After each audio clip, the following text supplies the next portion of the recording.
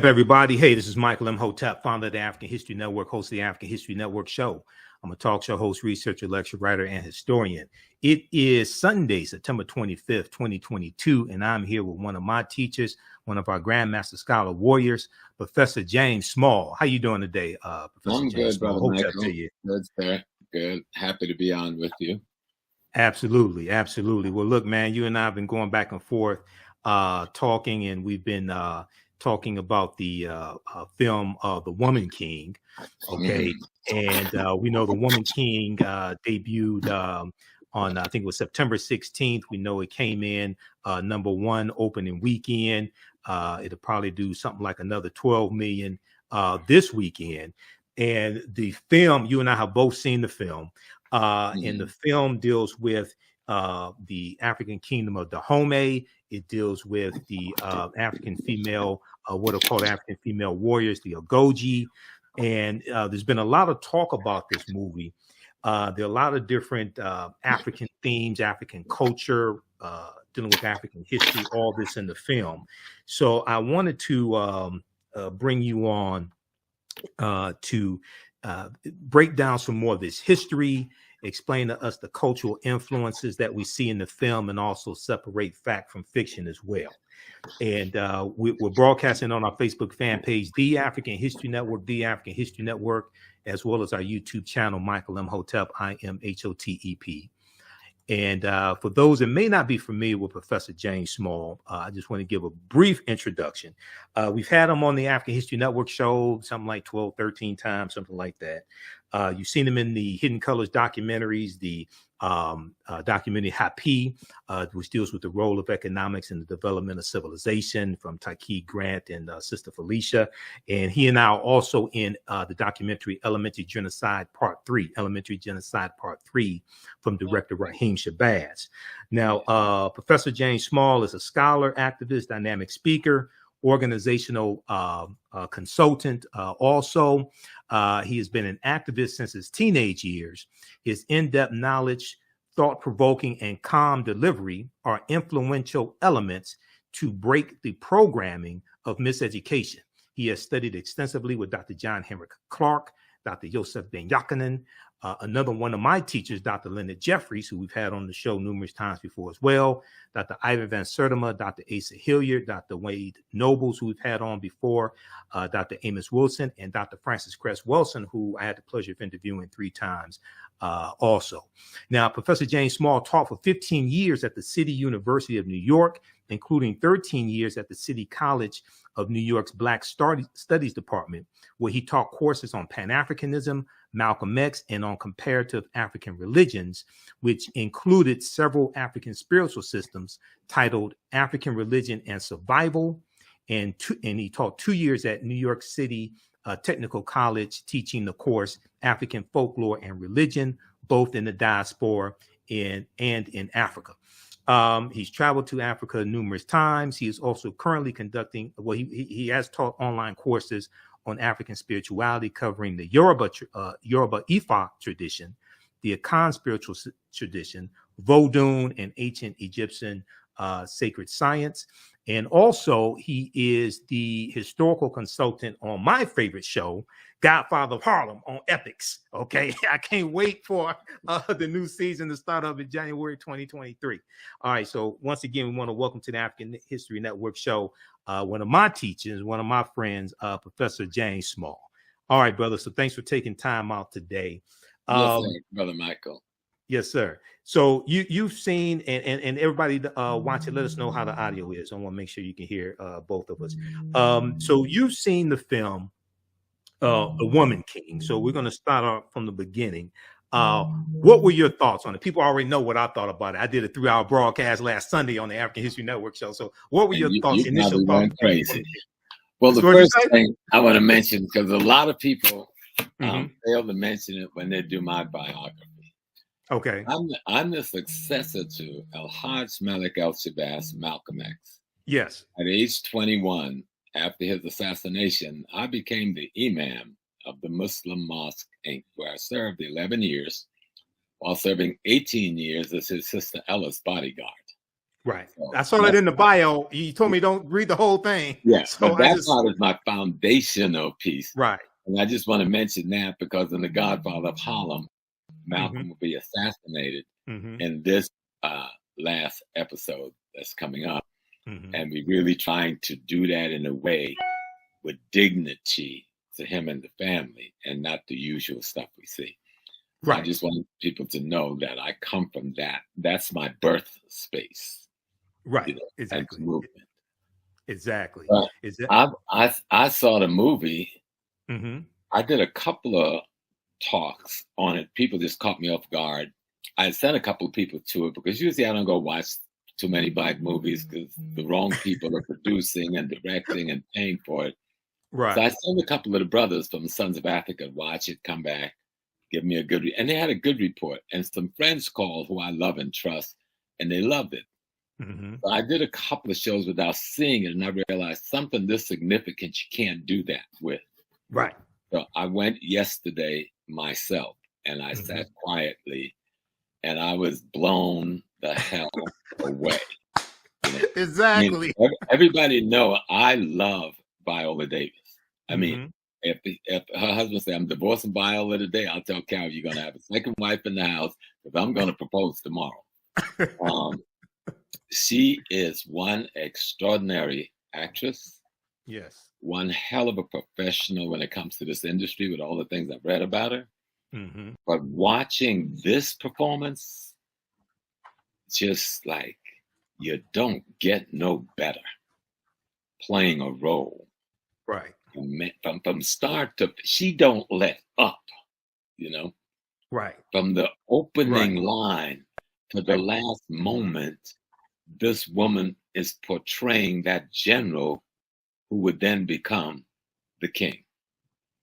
And the one thing I'm going to say to our people, a woman king is not an anomaly in Africa.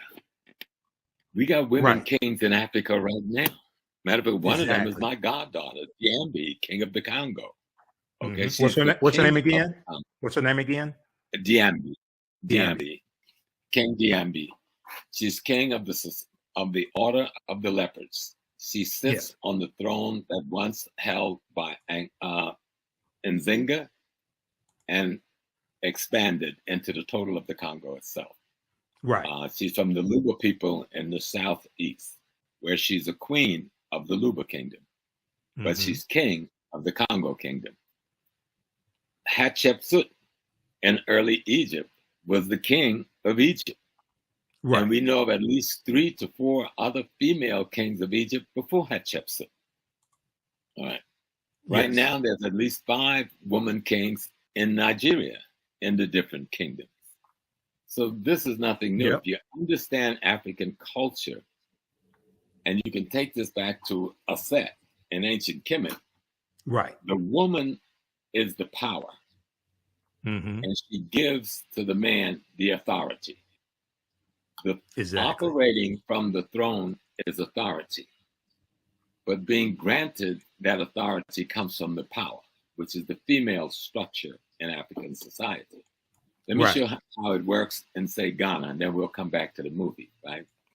Okay. Let's take the Ashanti Nation, the Asantehene, king of kings of the Asante Nation, gets to be the king because he's a son of a sister of the king he's replacing.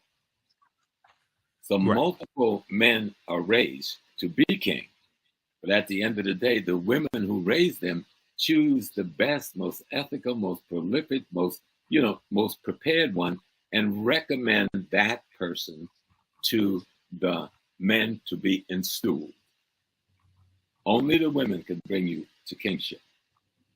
The men carry out the ceremonial process, but it is the power that grants the man the authority.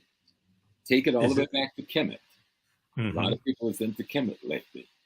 Go back to ancient Kemet, and you will see Aset sitting, and she has a chair on her head. That's the throne of Earth. That's the throne of Africa. Right. The chair on her head is a symbol that she, the woman, is the throne. So who's the king of kings in ancient Kemet, right? The king of kings in ancient Kemet, every king have to become who? Haru. Haru sits on the lap of Aset, because the lap of the woman is the throne of earth. See, that's African understanding of culture. Right. And when you sit on that throne, right, you do not sit as yourself. You sit as your ancestors. Right. That's picture right here. That's Haru sitting on the throne. The throne of earth is Aset. And when he sits on the throne, he's sitting on the throne as the ancestors, because Aset represents the line to divine itself, which is the primary ancestor of the human race. So that's what African spiritual culture about kingship is all about. And if you understand this, it's easy to understand why there's a woman king being exalted in this movie. Yes, a lot of the movie is fiction, like most movies are. Correct. But a lot of it is historical. Right. Even if the timeline may not be on, the events is historically rooted. And then when you look at the cultural pieces, which we could talk about as we go along, I'll mention some up front. There's a young man named Malik.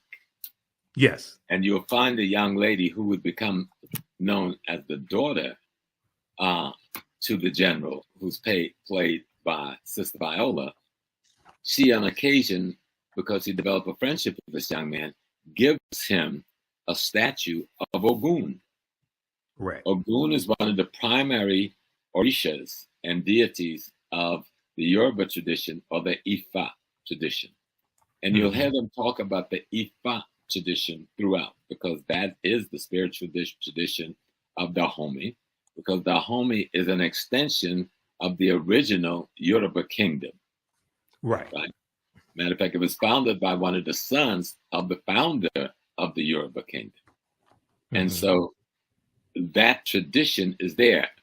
And what are you going to see happen to the young man in the movie is he will transform from a young man coming from Brazil, whose mother is African, who had been enslaved, and whose father was European. But on her mother's deathbed, her mother told him he needed to go back home to find himself. Go back to her land, her home of Dahomey, because that is his home. And so the statuette that she gives him is of the one Orisha that is the primary Orisha of transformation of the human character. And you will see the transformation of Malik as you watch the movie. It's just beautifully done. This is what I've been talking about. I know the director. I've heard of her. Gina Prince-Bythewood, who directed Love and Basketball.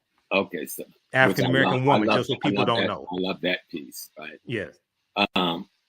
But I've been working in studio with Godfather every day, 12-hour days sometimes, going on now 3 years, and working on the project with the writers and others for the last 6 years. So I've learned a lot about how this thing works. And what I saw yesterday in the theater, those Black women kicked butt and putting together a document that every Black person should be proud of. Exactly. You see, I see a couple of little flaws, but I'm not going to even mention them. You know why? Because it's overridden by the positive to such an extent, they're not noticeable in your consciousness. That's what I've been saying. Exactly. And here's the thing.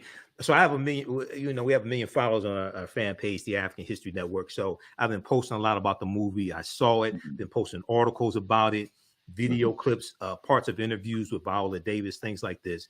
And 99.9% of the people who saw the movie loved the movie. They say they were blown away by it. And then I talked to people who at first said they weren't going to see it, and they saw the movie. They were blown away by it as well. Okay, this is phenomenal. That was me. I wasn't initially going to see it.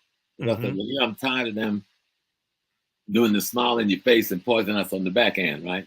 Right. That didn't happen this time. What I saw this time was Black artists, Black craftsperson, Black technician, Black actors doing an interpretation in fiction and history with African folklore that you just got to see to believe. And so I call all my children and said, take my grandkids, buckle up, hook up, take my grandkids. They got to go see this piece. Right, exactly. And I don't do that very often because I'm not a movie goer. I don't even go to the movies. Right. You know? But this one treated African history with what I like to call African integrity. African integrity. African integrity was so glowing. And not just the visual, but in the dialogue. You heard this praising in the dialogue. This African dignity in the dialogue. This African love in the dialogue. I go like, damn, this is really good. And I found myself crying on more than one occasion. I don't do that. Right. I cried at the end. I shed some tears at the end. My breath a couple of times. I was hit so heavy because, I love African history like you. Right. I've absorbed myself in it. I live it. And that movie had me reeling. And I've been to Benin. I've been to Dahomey. I've been in the very palace they shot the film in multiple times. Yes. I've been before the voodoo pope on my knees to be blessed because I'm a voodoo adapt, not a priest. I'm an adapt, one who practices, who knows the tradition. A Vodun. Yes. Well, the state religion in Benin is Vodun. Vodun, right. Vodun is the Dahomey manifestation of what we call Yoruba. Yeah. Same spiritual system. But manifests different in different cultures, different locations. It's at the end of the day. And the word Vodun in that language means the essence of the divine within either nature or the human being. That's what Vodun means, the essence of the divine. Right. Well, we're gonna go. I'm gonna go to the official synopsis of the movie to give some people the background information on the movie, on the synopsis, and then we're going to continue. I want you to explain African integrity in just a minute, but first, I got to recognize my friend, and I'm also Professor Hunter Adams. He's watching right now. Okay. Yeah, absolutely. Professor Hunter Adams, thanks so much for watching. He said, I agree, Professor James Small. So absolutely. So let's look at this here. So the official website is thewomanking.movie, thewomanking.movie. I want to look at the official synopsis, and then we're going to delve deeper. Because one of the things I want to just briefly explain to people is when you hear that a movie is based on a true story, right? You really have to understand what that means, because there are 4 different types of true story screenplays. There are 4 different types of ways to tell the story. And so The Woman King is the remarkable, this is the official synopsis. The Woman King is the remarkable story of the Agojie, the all-female unit of what they call warriors who protected the African kingdom of Dahomey in the 1800s with skills and a fierceness unlike anything the world has ever seen. Quote unquote, inspired. This is the key word, everybody. Inspired by true events, The Woman King follows the emotionally epic journey of General Naniska, played by Oscar winner Viola Davis, and it was her production company, her and her husband Julius, their production company that produced this film, as she trains the next generation of recruits and readies them for battle against an enemy determined to destroy their way of life. Some things are worth fighting for. It's directed by Gina Prince-Bythewood, who's an African-American female woman. Story played by Maria Bello and Dana Stevens, 2 white women, and produced by Kathy Schulman, Viola Davis, husband Julius Tennant, and Maria Bello. Okay, so the reason why I wanted to go through that, Professor Small, very quickly here is, and I've done a ton of research on the film as well. There is, I've experienced this before with other movies, and you have to be careful when you hear a term like based on a true story. You have to really understand what it is. So very quickly, there are 4 ways to tell these historical movies. Okay, this is a good article everybody can read. It's from Screencraft. Is your script based on, quote unquote, based on or inspired by a true story? What's the difference? So you have based on a true story, you have based on true events, you have inspired by a true story, and inspired by true events. Those are 4 different types of ways of telling a story. Mm-hmm. Each one has different levels of fiction interwoven into them. The Woman King, according to the official synopsis, is inspired by true events. Okay, I want to briefly explain what that means. Screenplays don't come as loose as the term, quote unquote, true, as they do with stories, quote unquote, inspired by true events. Okay, this is not the attack of Woman King. I just want people to understand this. These scripts take a true event. We can blow this up even more. These scripts take a true event and tell a cinematic story with nearly all fictional characters and fictional macro events. Okay, so once again, I study a lot of movies. I've done lectures dealing with different movies, so you just have to understand how they're telling this movie. Is it based on a true story? Is it based on true events? Is it inspired by a true story or inspired by true events? Inspired by true events, by definition, based upon the industry, is going to have more fiction in it than the other ways of telling these stories. Okay, go ahead, Professor Small. Well, the key thing, because I work with the Godfather of Harlem. Yes, and exactly. It's based on true events. Yes. And the Godfather of Harlem, we really do the autobiography of Malcolm X. We've actually devoted more time to doing that than any other cinematic production ever. Okay. Malcolm X has been in something like about 12 episodes, also, no, 22 episodes when it's over, 22 or 23 episodes of this piece. And my fighting there is to keep what I call African integrity and historical authenticity, which is not easy. Okay. Exactly. But it has gotten easy because the writers are both black and white, 50%. But they come from on Godfather of Harlem. On Godfather of Harlem. They come from the industry's protocols. So here comes this guy from a Black Studies, Black nationalist background, who knows nothing about writing, but want to see images on the screen that reflect African integrity, and reflect the historical authenticity that I think it should. But it's fiction. It's like, how do we take Malcolm X? How do we take Adam Powell? How do we take Bumpy Johnson and create a fictional story about a gangster who partners with civil rights and human rights leaders to get control of Harlem from the white operators of Harlem? How do you tell that fictional story using these historical characters and some historical events? And sitting, most of my work is done, even though I go in studio every day, my work is done with the writers in the writers' workshop before it gets to a director, before it gets to the big boys to say, okay, this is cool. And so that's where we get a chance to say, this is what the dialogue is going to look like. This is what the scene is going to look like. This is what's going to be in that room. This is what the costume is going to look like. This is what the attitude is going to be, etc. And so when I'm watching this piece, having spent so much time in Togo, Benin, and Ghana over the last 3 decades, I'm there. I mean, I'm transformed out of that theater.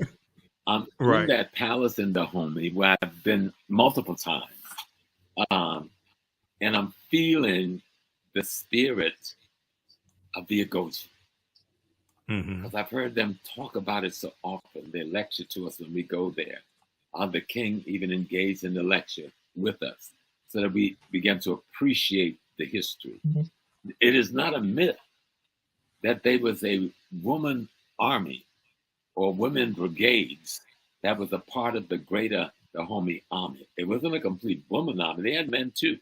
But the women brigade, the men made up the infantry.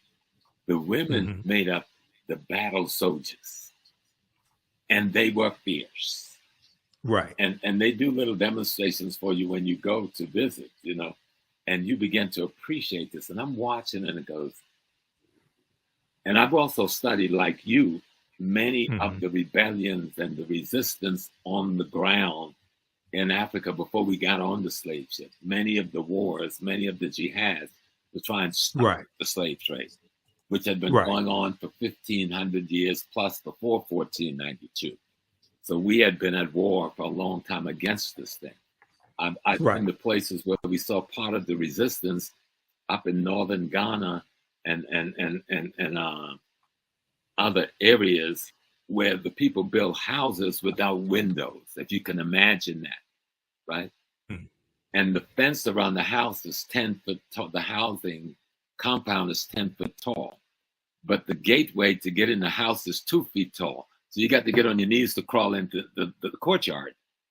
So an enemy would lose his head trying to come down, you understand? But that was the defensive mechanism that our people put in place. They had the windows on the roofs. The roofs open up so that they could get sunlight and air. And they just had slit in the walls to use their arrows.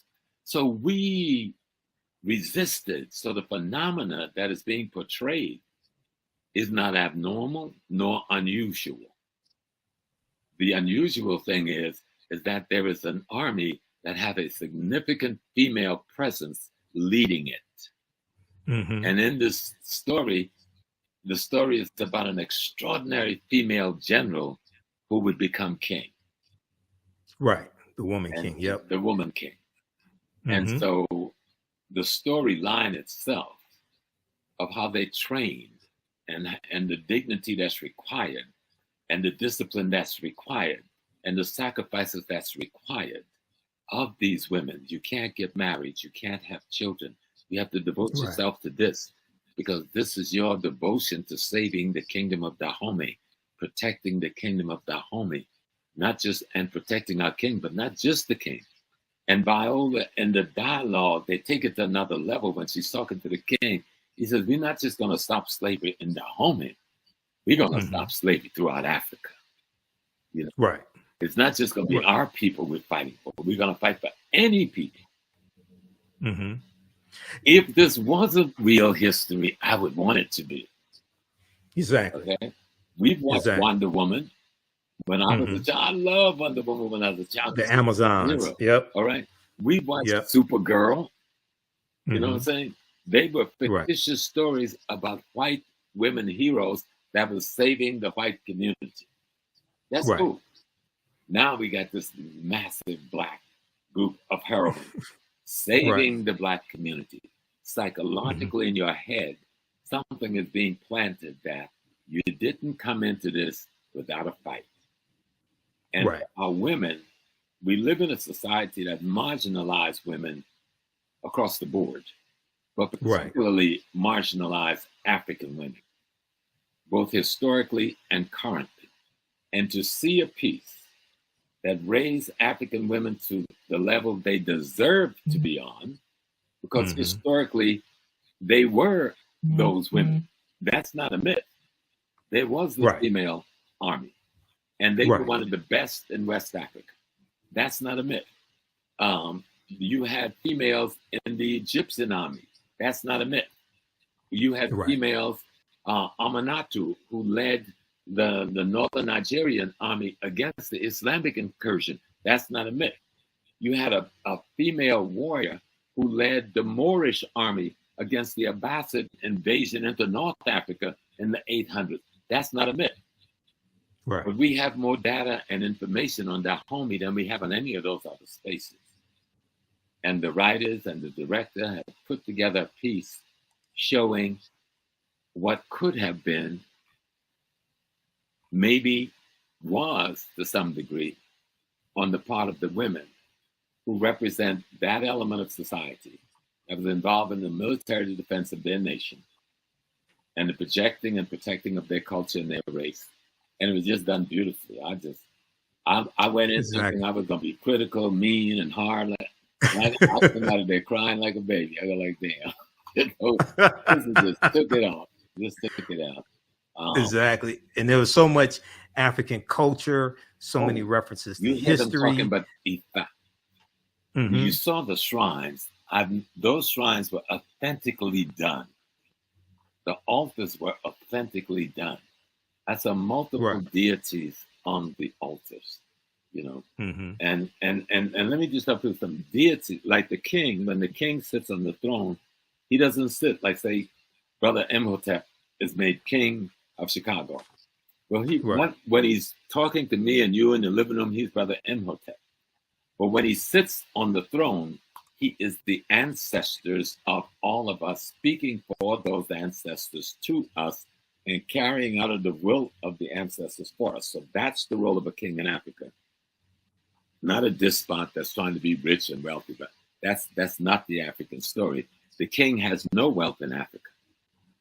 In the African traditional sense, he's taken care of by the community. He has no need desires because they take care of his need desires. But his responsibility is to interpret the ancestral will and wisdom to his community, both as priest and as jurist, because he's the head of the court in the community. That's the king in Africa, male or female. Yeah, you know, a lot of our understanding of the term king comes from a European perspective. Yeah. Not from an African cultural perspective, because I saw a lot of comments saying, oh, it's the woman king. They're trying to emasculate the men and things like this. And I saw the movie. That's not the case. Go ahead. That don't happen. Matter of fact, in the movie, the man is helping to train the women. In the movie, the man is fighting beside them as the lead musketeers that opens the way for those warriors to come in to play. Right. So, and all through the movie, you see that partnership between the general who leads the women and the king who she and those women serve. And I saw nothing emasculating or demeaning at all. I saw a partnership that simply told a fictitious presentation of a reality.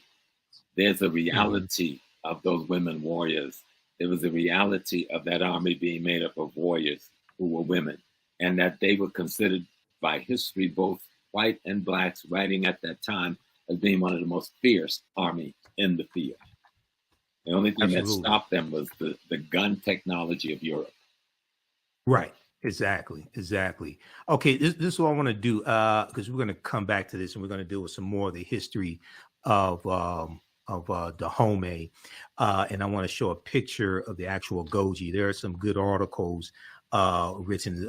Smithsonian Mag has a really good one.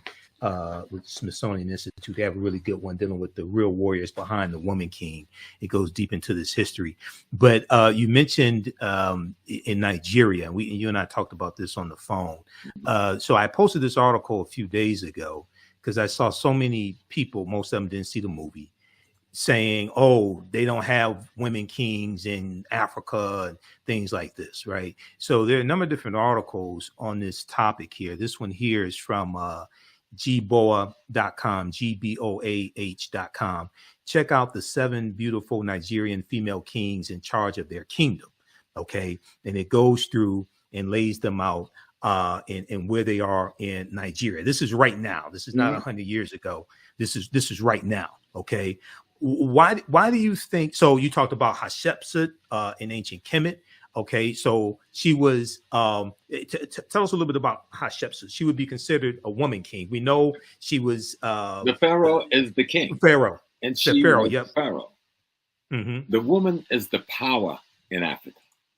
Men, give up your European genital danglings, because the power has nothing to do with gender.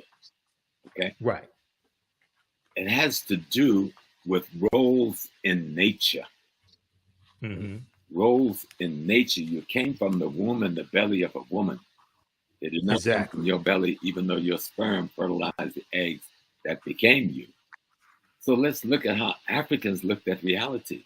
We were in partnership with nature and cosmology. That's our culture is based on understanding cosmology and nature. And so when we look at the king, and as we see in Hatshepsut, her brother was too young to take the throne. He was too young to handle that responsibility.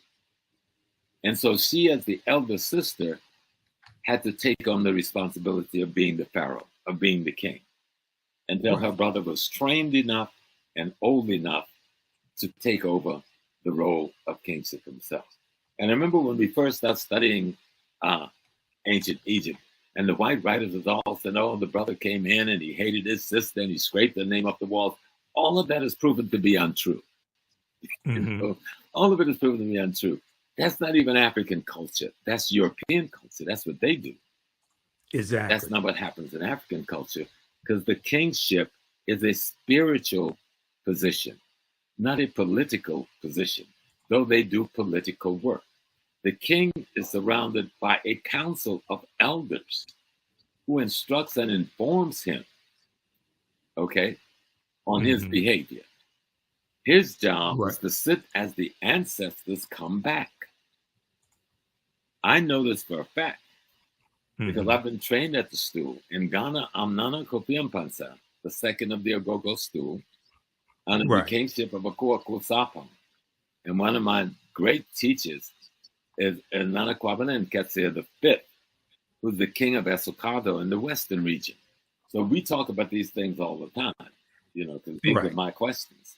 And so if one thing this movie would do is force us to study our history before we got to North America, then and culture. Then I'm history and culture. Yep. Because a lot of this, because of we've all been attacked by white supremacy and racism, and it's made us paranoid about anything. Well, not only that, we've internalized white supremacy. We've internalized to various extents white male patriarchy. So we don't see it. We don't see, many of us don't see African women as equals. Right. And then you hear woman king and you say, oh, they're trying to emasculate the man, things like this. And then you have people say, oh, there were no women kings in Africa. And I'm like, what are you talking about? And we always praise, many people over here know Ya Santiwa. Ya Santiwa. And they said, oh, well, she was the queen mother. No, she was the queen mother until the king gets captured. Then she became the king. Because it was the queen mother who made him king, who named him king. Once the British captured the Santahene and there was no king on the throne, the responsibility of the kingship fell on Yasantiwa, the queen mother of Ajisu, and she became the leader of the army of resistance against British occupation in central Ghana. So when we studied the history is just so beautiful when we study it and learn about our women and really get to see, oh, wow. Exactly. These other people's culture. We got our own culture. We have our own look at. We have our own way of knowing things. We have our own worldview that we have imposed for ourselves on ourselves. And this becomes so important. I saw somebody talked about the book Barracoon and talked about Kofi, this one brother who was sold by Dahomeans. Even in the movie, they treated this well because the current king in the movie is criticizing his brother who started this slave trade thing. And they're trying to figure out a way. Oh, Gezo, how do we stop it? And the woman king, as she's now the general, is saying, we must find another way to have commodities that we can make a living off. And she sets up these palm oil plantations. Palm oils, to create an income for the community. And I think she had she said we could sell gold as well to get an income. And so they're looking at it and saying, wait a minute, we're trapped because these people have put us into a situation. Now, if you study the history of Africa, coastal African peoples were basically fishermen. Most of the slave trading took place on the coast, and then they would go inland with their guns and weapons and capture people. Right. Coastal people were subjugated. Yes, some of them were involved in the slave trade at the barrel of a gun because they had been conquered and subjugated. Study the history, learn the history. And you might learn about Chief Sam, the Ghanaian who brought 3 ships over here to take us back home, and you don't even know his name. So Face to Face Africa has an article about him. Yeah.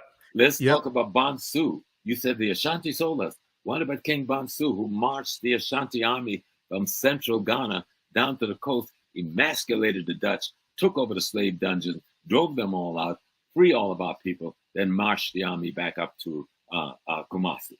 Let's learn these stories. Let's learn of these great heroes. We've got brothers selling drugs to us on the streets right now. We can't deny that Black people do things like that. You've got Black people killing more Black people on the streets every month than was killed in slavery any given month. We can't deny that's so, but we got to understand why that's so. Right. And so we had some folks in Africa who was involved in slave trading, but that was less than 1%. Let's talk about that 99% who were the victims or who were defenders of our people. Unless millions more would have got caught up and died in the slave trade. I'm going to go to that in just a second because I want to share an excerpt of the book, Fighting the Slave Trade. Before we go to that, hey, everybody, I'm Michael Imhotep, founder of the African History Network, host of the African History Network show. We're speaking with one of my teachers, Professor James Small. We're talking about the film, The Woman King, as well as the real history of the West African kingdom of Dahomey and other history also. If you like this type of information, you can support the African History Network, $ the AHN show through Cash App, $ the AHN show through Cash App, also through PayPal, paypal.me/the AHN show. This helps us keep doing the research, stay on the air, keep broadcasting. I've been hosting the African History Network show for 12 years now. So this helps us keep doing the research. We also have the information at our website, theafricanhistorynetwork.com, theafricanhistorynetwork.com. And just very quickly, this is up for those that don't know. This is our official Cash App account, $ the AHN show, SHOW. When you go to it, it says Michael and it shows my picture there. These other ones, and there are 5 of them out there that are fake African History Network Cash App accounts that have been stealing money from us. I've opened up an investigation with Cash App. We're trying to get them shut down. So that's why I got the information here right on the homepage of our website. Okay, now I want to also my online classes that I teach you at our website as well. Go ahead, Professor Small. Yeah, well, someone said, as a Black woman, my femininity is important to me. Well, girl, go watch this movie because there ain't nothing more feminine than what I was watching yesterday. I didn't want to leave the theater. One thing this movie does not do is demean the femininity of African women. Right. Okay. It is such a the way they do it is so. I got to meet this lady who was the director. So beautifully done. Gina Prince-Bythewood. Yes. Yes.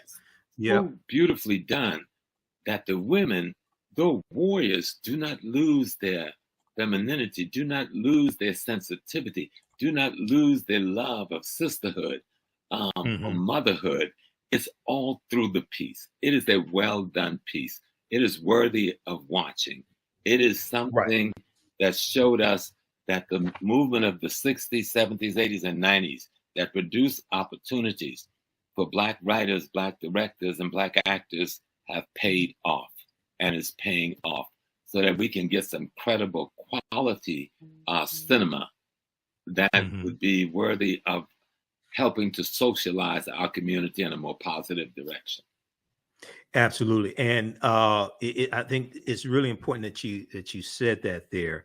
I'm going to go to Fighting the Slave Trade in just a second, but I'm just going to put this out here. And, I learned from one of my teachers, Dr. Ray Hagins, and Dr. Ray Hagins as well. Oh, yeah. I may say some things that are outside the circumference of your own awareness. Just because you disagree with them or don't like them does not mean it's not true. You just have to do some more research to understand what I'm talking about. Unfortunately, because African Americans, because we're in this white supremacist system, this white male patriarchy system, unfortunately, many of us associate being feminine with being weak. And that's something projected to us by European culture. So then when they'll change that. Go ahead, say that again. Say that again. Need to meet my mama to find if I wasn't her son, I'd marry that lady. And my mama as well. Yeah, exactly. She would slap you into the next world if you step wrong. Right. But so when they see African female women who can beat a man's behind, then all of a sudden they're not feminine. Right. And we associate femininity with being weak, and it's like, no, that's coming from from the white. I think you used the phrase white murder culture. Yeah, that's coming. If they want to see about that for a minute, example of that, they need to see the woman I've been married to for 51 years. Right. But I remember she was pregnant with our twins, coming home, and she got mugged by this dude. Right. He put up a fight, but he got away with the purse. But she was coming from the Nation of Islam fish store. She chased this dude 6 blocks with this frozen whiting. He dropped that purse because this lady got to be crazy with that big belly and that frozen fish, right? So, me and my son was laughing about that last night, talking about the movie. and because of what we go through in this country, and because of our history, you should want a sister who can fight. You should want a sister who can help you defend the home and things like this. Unless you want to oppress the sister, okay? Unless you're afraid she's gonna whip your behind because maybe you did something wrong or something like that, right? But you should want a sister who can fight. Okay, so all right. I want to go to this right here. This is an excerpt of the book Fighting the Slave Trade by a brilliant sister, Dr. Sylvian Diop. You and I talked about this briefly today. This is the synopsis. Is at Amazon.com. You can try to get it from an African-American book dealer. If not, maybe Amazon. It's called Fighting the Slave Trade, West African Strategies. This is going to segue into our further discussion with Dahomey and their involvement in the transatlantic slave trade, Professor Small. Fighting the Slave Trade, West African Strategies. This book came out in 2003. Sylvian Diop is a brilliant sister. I'm trying to get on the African History Network show. She's the author of many books. Here's the official synopsis of this book. While most studies of the slave trade, the transatlantic slave trade specifically, focus on captives and on their ethnic origins, the question of how the Africans organized their familial communal lives to resist and assail the transatlantic slave trade has not received adequate attention. How Africans fought back against this. But our picture of the slave trade is incomplete without an examination of the ways in which men and women responded to the threat and reality of enslavement and deportation. Fighting the Slave Trade is the first book to, possibly so, this came out in 2003. Fighting the Slave Trade is the first book to explore in a systematic manner the strategies Africans used to protect and defend themselves and their communities from the onslaught of the transatlantic slave trade, and how they fought back against the transatlantic slave trade. It challenges widely held myths of African passivity and general complicity in the slave trade, and shows that resistance to enslavement and to involvement in the slave trade was much more pervasive than has been acknowledged by the orthodox interpretation of historical literature. Focused on West Africa, where Dahomey was and Benin currently is, focused on West Africa, the essays collected here examine in detail the defensive, protective, and offensive strategies of individuals, families, communities, and states. In chapters discussing the manipulation of the environment, resettlement, the redemption of captives, the transformation of social relations, political centralization, marriage, violent assaults on ships and entrepots, shipboard revolts like the Amistad slave rebellion, 1839, and controlled participation in the slave trade as a way to procure the means to attack the slave trade. Fighting the Slave Trade presents a much more complete picture of the West African slave trade than has been previously available. Go ahead, Professor Small. Yes, sir. I mean, and it's like we make the mistake when we just hear a cliche or a term. Most people who never heard the word Dahomey until a month ago, all of a sudden now is telling us how Dahomey was in the slave trade. Dahomey came to power politically around the 1720, 1730. It does not get involved in the slave trade because it doesn't build up a military with the capability until around the 1760s to 1780s. That is over by 1825. Now, we're not talking about an appreciable amount of historical time. If you put everything in history on a timeline, you get a sense of what I'm talking about. And then the numbers, you know, you look at the numbers. How much? What was the numbers? 5,000, 10,000? Even that would be too much. But if we look at the numbers, let's stop playing. If you understand how the European works, and the best way I can do is go to the country where I have a hotel, I have a business, I have a home, and I've been back and forth living there for 30 years, Ghana. What they do, they conquer the coastal people and subdue them. Right. With their military technology. And then they force these coastal people to engage in the slave trade with them for their life. And as you saw that piece you just read, the coastal people also find ways to fight back. This was the Fanti Nation, where the Elmina Castle was built, the slave dungeon, and where the Cape Coast slave dungeon was built. And what the Fanti would end up doing with the Portuguese, behind the Portuguese back, they partnered with the Dutch and helped the Dutch defeat the Portuguese and drive them out of West Africa. But because of gun technology, again, they were betrayed by the Dutch. You understand? But they would then find a way to they found a way to then partner with the British to defeat the Dutch. And when they had enough knowledge and understanding of technology and gun warfare, that same Fanti people drove the British out of Fanti region in Central Africa, forcing them to run to Accra for their life in one of the first classical guerrilla warfare scenes in history. So we need to study this thing. Yes, some of our people sell us drugs on the street, but you and I don't sell drugs to our people. Correct. You know, some of our people engage in careless gun violence in our community that kills our women and our babies, but that's not 99% of our people. Right. Some of our people engage in the slave trade, some out of greed. I wouldn't deny that. Most out of duress because they were at the barrel of the gun of the enemy with the gun technology. But go down and just study. So you can look at something like the Battle of Islamabad down in South Africa, where Setuweya takes on the British Army with swords and spears, killed 2,000 in one day, all right? And caused the fall of the Robespierre government in London, because they were shocked. How could y'all let this happen? These folks ain't got no guns. You know what they called us, right? Go all the way up to where we're looking at the Berlin Conference. After the Berlin Conference, the invasion of Sudan, Muhammad Ahmed takes on 23,000 British troops and Turkish, Egyptian troops, and send only 3,000 back up to Egypt alive. Talk about resistance. Go with Amanatu and the kingdom that was just above. There's just so many episodes of the great heroine and heroes that fought in these wars of liberation and fought of slave resistance. You will never sit back and talk about Africans sold us.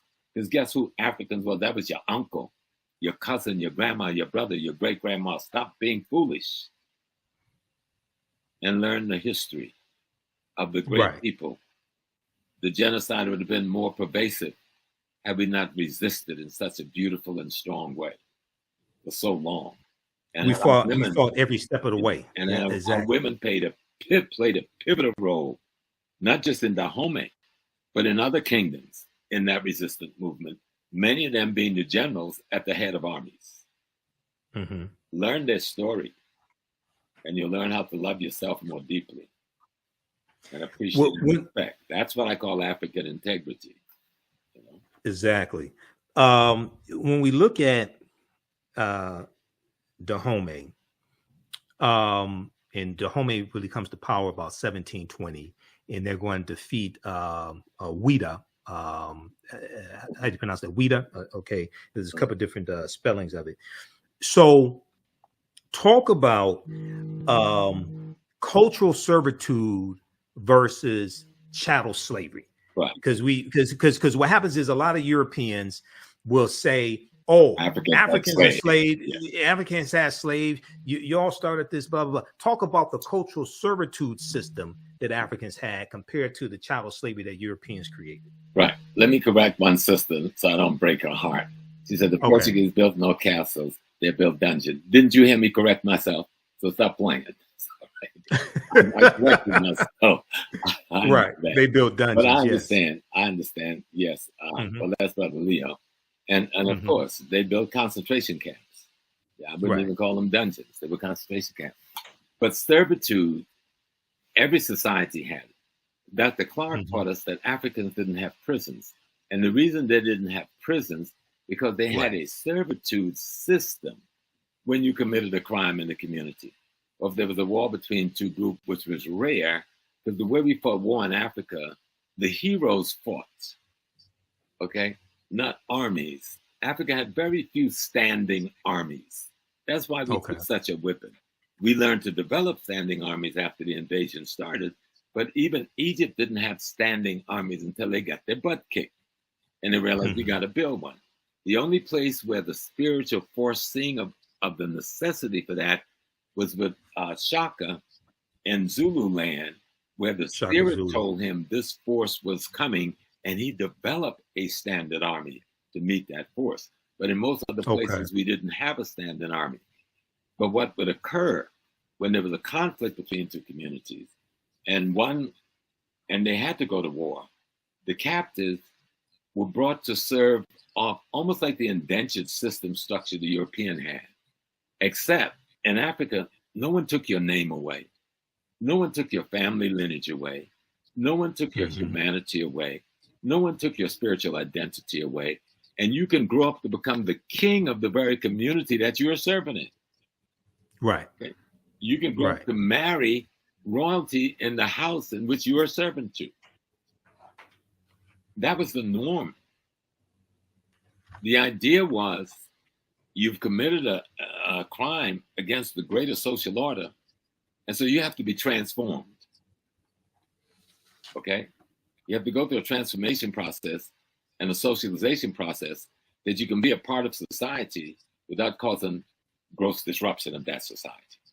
And that servitude process that we see in multiple places in Africa did not involve putting you in prison, putting you in chains, putting you before firing squads, or anything like that. You know? Right. It involves you becoming a part of the very community you had the conflict with. And when your time of service was over, you can either go back to your home if that's what you wanted to do, or remain a part of this community if that's what you want to do. Right. So when we, and I've talked to Professor Kabahai Wapa-Kamene about this as well. You know him, and he's one of my teachers also. The culture, and we see this in the film because there's at least, there's at least one woman who's Agojie in the film who came from another ethnic group, and there was a fight between them. She was captured and she was brought in to be made Agojie, and brought into Dahomey. So we see this take place. Now Europeans had their feudalistic system with the lords and the serfs. Okay. And they're going to superimpose this feudalistic system onto the cultural servitude that Africans had to create chattel slavery, to create what we call chattel slavery, basically. But talk about that for a minute. You know, the European system was not about family structure. It was about class and caste structure. Africa was not about class and caste structure. It's about family structure. So when you came into another community, that person's household you went into, depending on age strata, that was your father, that was your mother, that was your auntie. You were their child. That's what the European had was something completely different. It was based on caste and class, depending on power and wealth. That was not what the African kingdom was built on. The African kingdom was built on the fact that the king itself is the father of the community, because he represents the ancestors for that community. Africans don't have queens in the way Europeans do. The king's wife is not a queen. Okay? In the African society, the king's wife is not a queen. In modern day African society, who's trying to play the European thing, you see a little bit of that. But in traditional ancient African society, your wife is not the queen. She's just your wife. Okay? the queen mother is your sister or your auntie or cousin. Okay. But your wife would never be the queen. And the reason they do that, so that fighting for the throne thing never happens.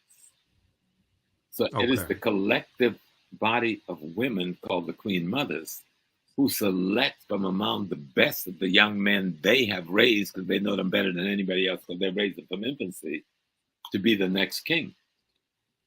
And if a man was not available to assume that responsibility, then they chose a woman who was skilled, trained, and tooled to carry that power and that responsibility, both spiritually, judiciary-wise, and politically. Okay, so this goes back to Auset with the throne on her head. Absolutely. Because Auset means the name Auset, from my understanding, means she of throne. Yeah. She of throne. She is the throne. She is the throne. Yeah. Okay, she is the throne. And it's the woman. She is woman. She's not, there's nobody named Auset. Right. Auset is symbolic of the African woman. Right, symbolic of the African woman, because it's the African woman who decides which man will sit on the throne. Okay, all right, and in many societies is it that in some societies is it that the lineage was matrilineal, which went through the woman side of the family, and we kept it in America. We had a kind of a term we used that people thought was joking: mama's baby, daddy's maybe. right. The way they solve the bloodline is to go to the one place where you know the authenticity of a bloodline. Right. And that means it's not matriarchal. Matriarchal means women rule. That's a white folks term. It's matrilineal. No, it's matrifocal. Matrifocal. Okay. Meaning you must train, you trace, and there was no denigration to the man. I love my wife, but I know it's the one way to be sure that this child is who we say he is to see what womb the child came out of. Right. There's no way to find out what sperm the child came from. And we knew that way back then when there was no microscope or nothing at hand. We were clear. Okay. Right. And so you talk about matrifocal. Now, since Islam, well, going all the way back to remember, we get the Hyksos invasion, the Greek invasion, and well, first the Hyksos, and then you get two Hyksos invasions. Hittites, you get two Hittites invasion in northeastern Africa. Then you get the two Assyrian invasion of it. Then you get the Persians, two Persian invasion, then the Greek invasion, then the Roman invasion, and then their children, their descendants, the Arabs. See, people don't know who the Arabs are. These are the descendants of the Greeks and the Romans and the Assyrians and the Hittites and the Hyksos mix up now, marrying into one another. And then they hit us in the 8th century and have the deepest incursion into Africa. And that's where you see a lot of the patriarchal systems in the areas that was once conquered by Islam or still fundamentally Islamic in Africa. So you see the patriarchal there. But in traditional non-Islamic Africa, it's matrifocal, almost 100%. Okay. Now, when we talk about Dahomey, I know you and I were talking about this earlier today, and Dahomey is made to be, and I see like some European writers doing this. I see this in the media. Dahomey is being made out to be like they were more involved in the transatlantic slave trade than Great Britain was. Yeah, and Great Britain takes out like they take out 3.1. Great Britain was involved from 1562 to 1834 when they finally, even after 1807. We'll talk about 1807 in just a minute. They involved for 272 years. Talk about Dahomey and how it gets involved in the transatlantic slave trade. Well, again, for the same reason, Dahomey in 1720, when the kingdom is formed.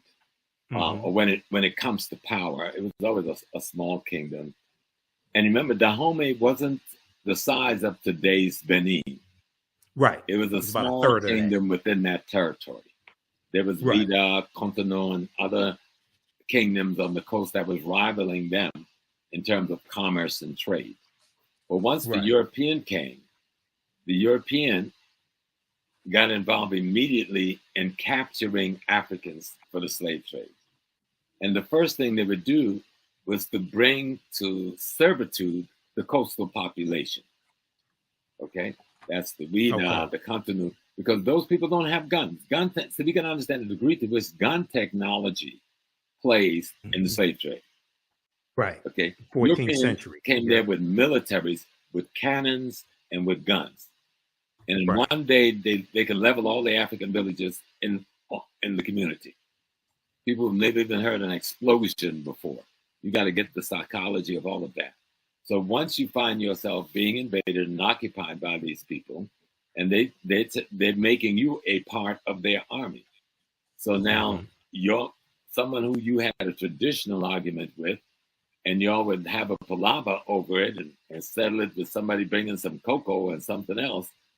You got an army with people with guns now marching you against that foe. Right. And capturing those people and putting them in slavery.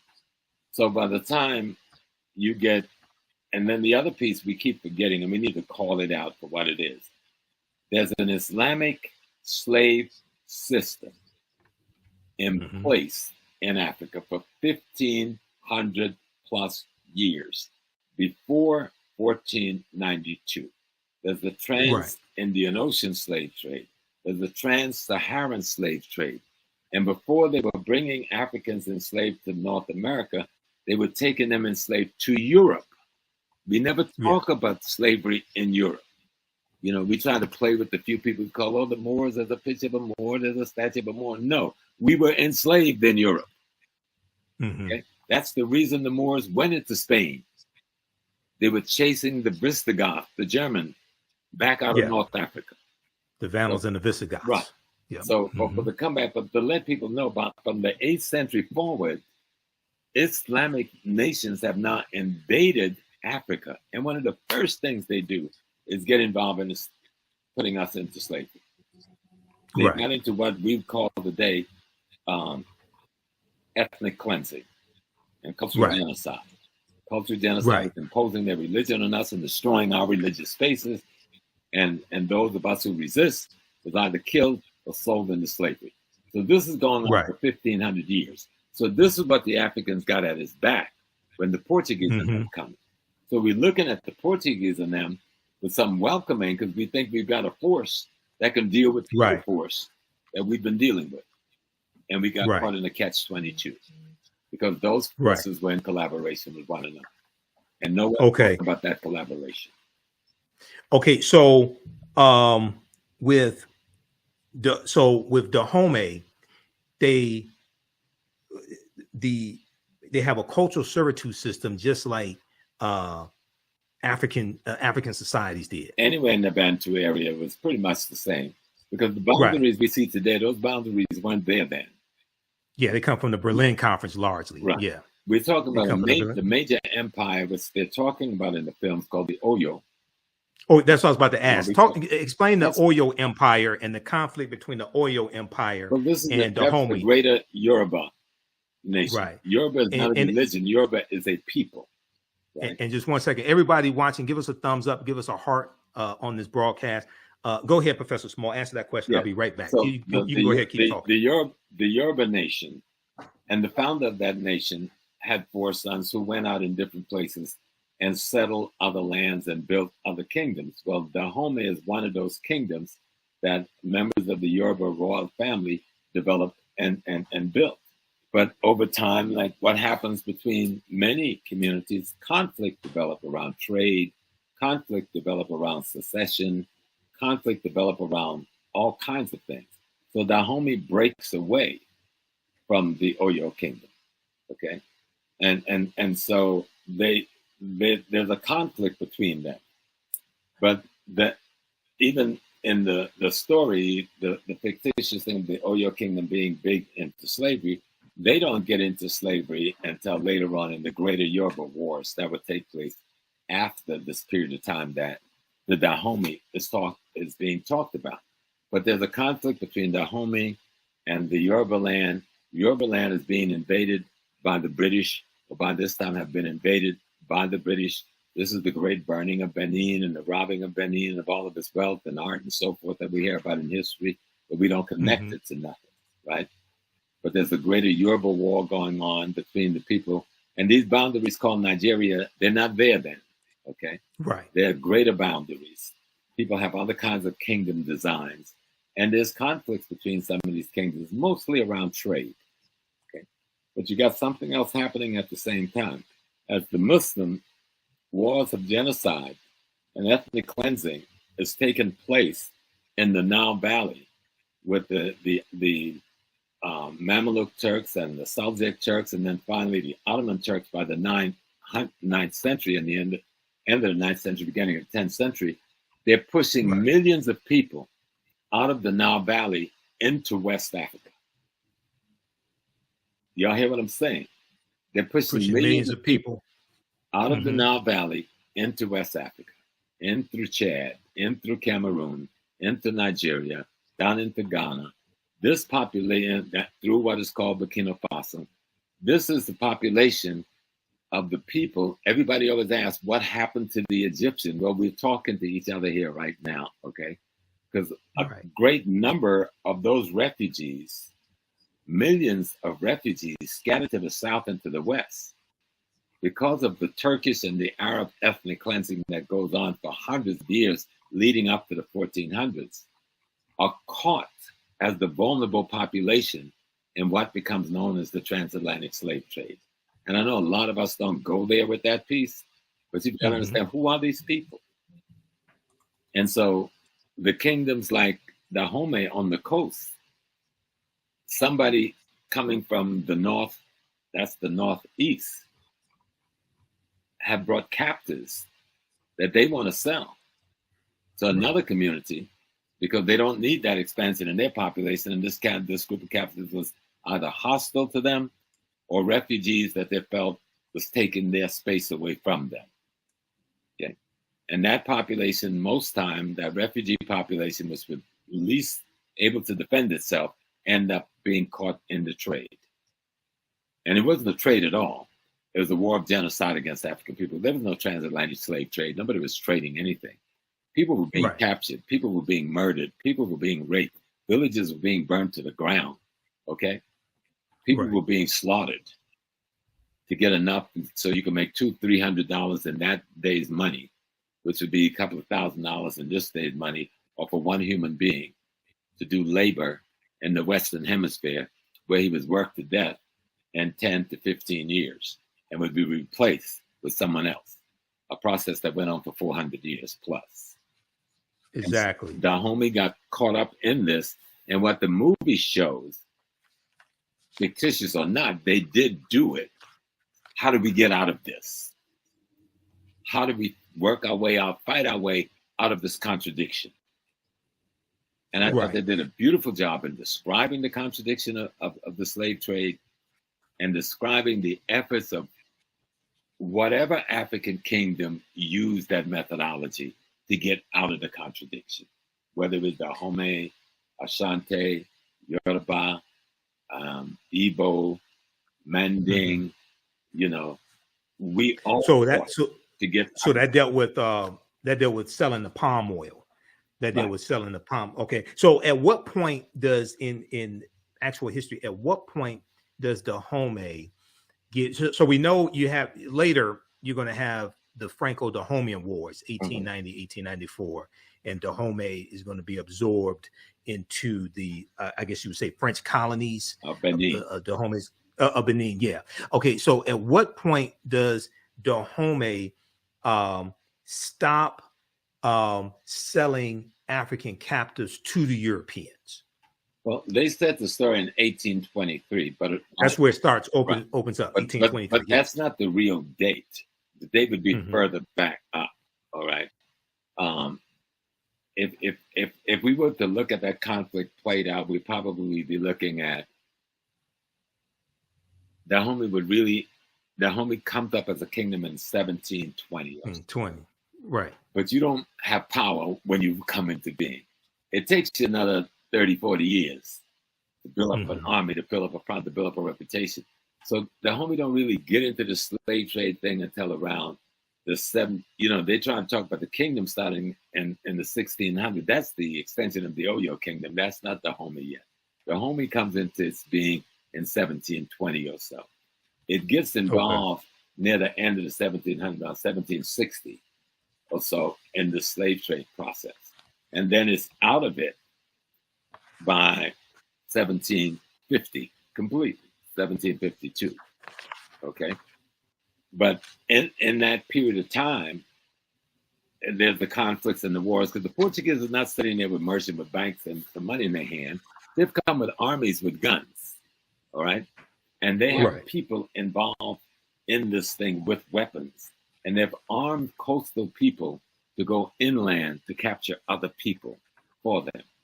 They've already depleted the coastal people they could take, but they need a coastal population because they need somebody who can speak the language, somebody who knows the terrain, somebody who knows the culture, etc.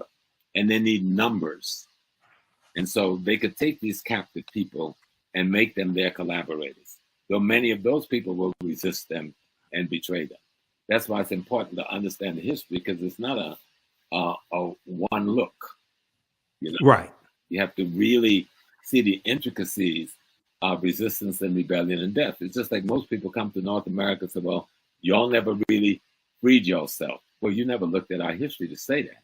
There's recorded at least 300 plus African rebellions that was of significance in the United States, North America. Mm-hmm.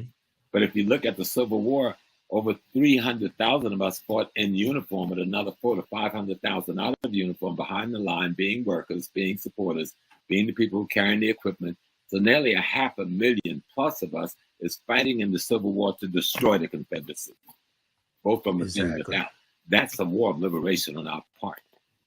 Exactly. We fought to free ourselves. It wasn't given. Right. It wasn't Abraham Lincoln. We fought to free ourselves. We killed millions of white people. Okay. So y'all need to stop it and really see what happened here. And if you go back down to the British, we fought with the British who said, we're going to give you freedom. In the North, we fought with the British in the South. And the British, the people who fought with the North, they end up in Nova Scotia and then Sierra Leone. Nobody ever asked for the largest part of that black population went, who was in the South. Because the largest part of the black population fighting against America was not in the North. And you know where that population went? To Jamaica and to Trinidad. Okay. And they started the Poker Man movement in Jamaica. Those black Geechee Gullah people who fought with the British. And in Trinidad, Tony Martin deals with this in his book, his last book, God Bless His Beautiful Soul, History of the Caribbean. He deals with the population that went to Trinidad, and I went to that community.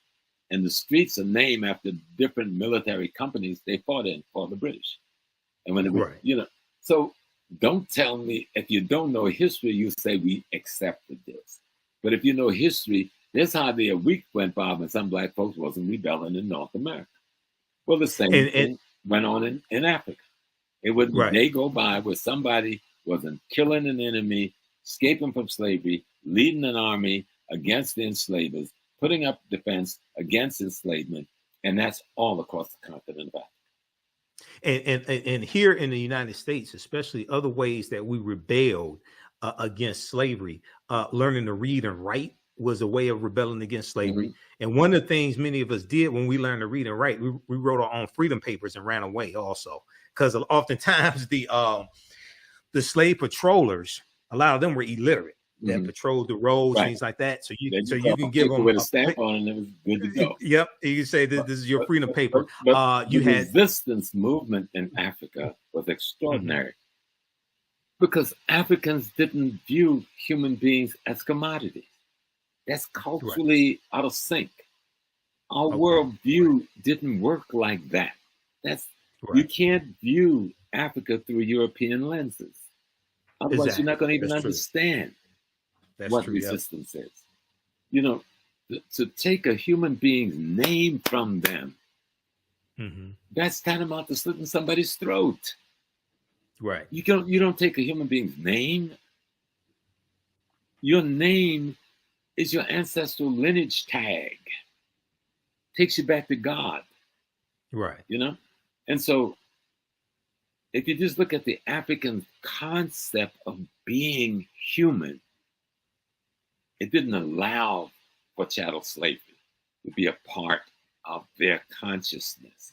And even those who got involved in that selling people as commodity, like for that period in Dahomey and that period in Ashanti, and maybe some other places as well, one thing you will see for sure, they knew nothing about chattel slavery. They had not been on a ship coming to America. Not a single one of them owned the slave ship. All right? They didn't control the armies that was controlling the shores of Africa. These were all white foreigners with guns. They didn't own a single plantation in America or the Caribbean or Central South America. So let's stop giving ourselves excuses for why we can't look in the mirror and love ourselves. Because a lot, let me tell you what a lot of this is. This resistance is self-hate. Correct. Correct. And someone is trying to say, stop hating yourself, but hating me felt so good. So it's hard to stop. You know what I'm saying? So, and I'm saying, stop hating yourself. Take this tool. No, this movie is not perfect. It's not a panacea. It's not going to solve all of our problems about the slave trade or history. But guess what? You watch movies all the time and you enjoy them. And most of them are nonsensical. Most of them disrespectful to Black people. Disrespectful to things African and our spiritual system. And you enjoy them. This one fight to be the opposite of all of that. Go in and enjoy it. I guarantee you, you'll come back and call Brother Michael. So, Brother Michael, thank you, brother. Thank you, brother. Because I saw some Black technicians and some Black directors and some Black actors and actresses, and they put on a beautiful, fictitious performance inspired by the history of our people, about our women who were extraordinary warriors. And see, the thing is, these women were considered by the whole world that found out about them to be the most extraordinary of extraordinaries. Right. It ain't that they didn't exist. They exist. And the little piece of them that we see in this film that talk about their principles, their integrity, their dignity, their training, their devotion, their loyalty to their nation and their king, that's just a tiny bit of who they really were. Right. Because if we did not have these women, we would not have the woman who raised Jean-Jacques Dessalines, who was one of these women in Haiti to give us the Haitian Revolution victory. Yes. One of these women from the Dahomey army who raised Jean-Jacques Dessalines. And my sister, Ezele Danto, is trying to get a piece out here. She's calling it the Dadas. It's about some of these women. Yeah, I know her. And Danto, I know her. Yeah, she's an extraordinary sister. The Free Haiti movement is what she's ahead of. And these women, many of whom was a part of that fighting force, who've now been captured and sold into Haiti by the French. They've not gotten old, broken down, can't have sex no more, they can't be abused no more, they can't work in the field no more. So the Catholic Church takes them, according to Ezele Danto. These ladies, they call the Dadat, and they put them in a church lay organization to convert other young African enslaved women to Catholicism. But instead, these very ladies, these former warriors, trained the leadership that become the women leadership in the Haitian Revolution. Right. And many of the women they trained married the very generals we see as the heroes in the Haitian Revolution. This thing is bigger than you think it is, brothers and sisters. It's exactly. deeper than you think it is. Right. So study, if this movie does nothing else but make you pick up a book, grab a DVD and start studying, listening to Brother Carver, Dr. Jeffries, Dr. Clark, Dr. Jacob Rogers, Dr. Asa Hilliard, Dr. Amos Wilson, going back to my brother in England with When We Ruled. Robin Walker. Walker. I got his book right behind me, Robin Walker. And brilliant brother. See that we have an extraordinary history. We did not give up. Otherwise, we would still be in slavery. Right. We fought every single day from one end of Africa to the other, from one end of the Caribbean to the other, from one end of Central South America to the other, from one end of North America to the other. And we've transformed the white world. And what's so beautiful about Viola and her husband and that beautiful director and the others, they took the content and white intent and transformed white content to an African intent that made sense. They interpreted it in a way that they took the intent of someone else's content being the writing that was done. And all content has intent.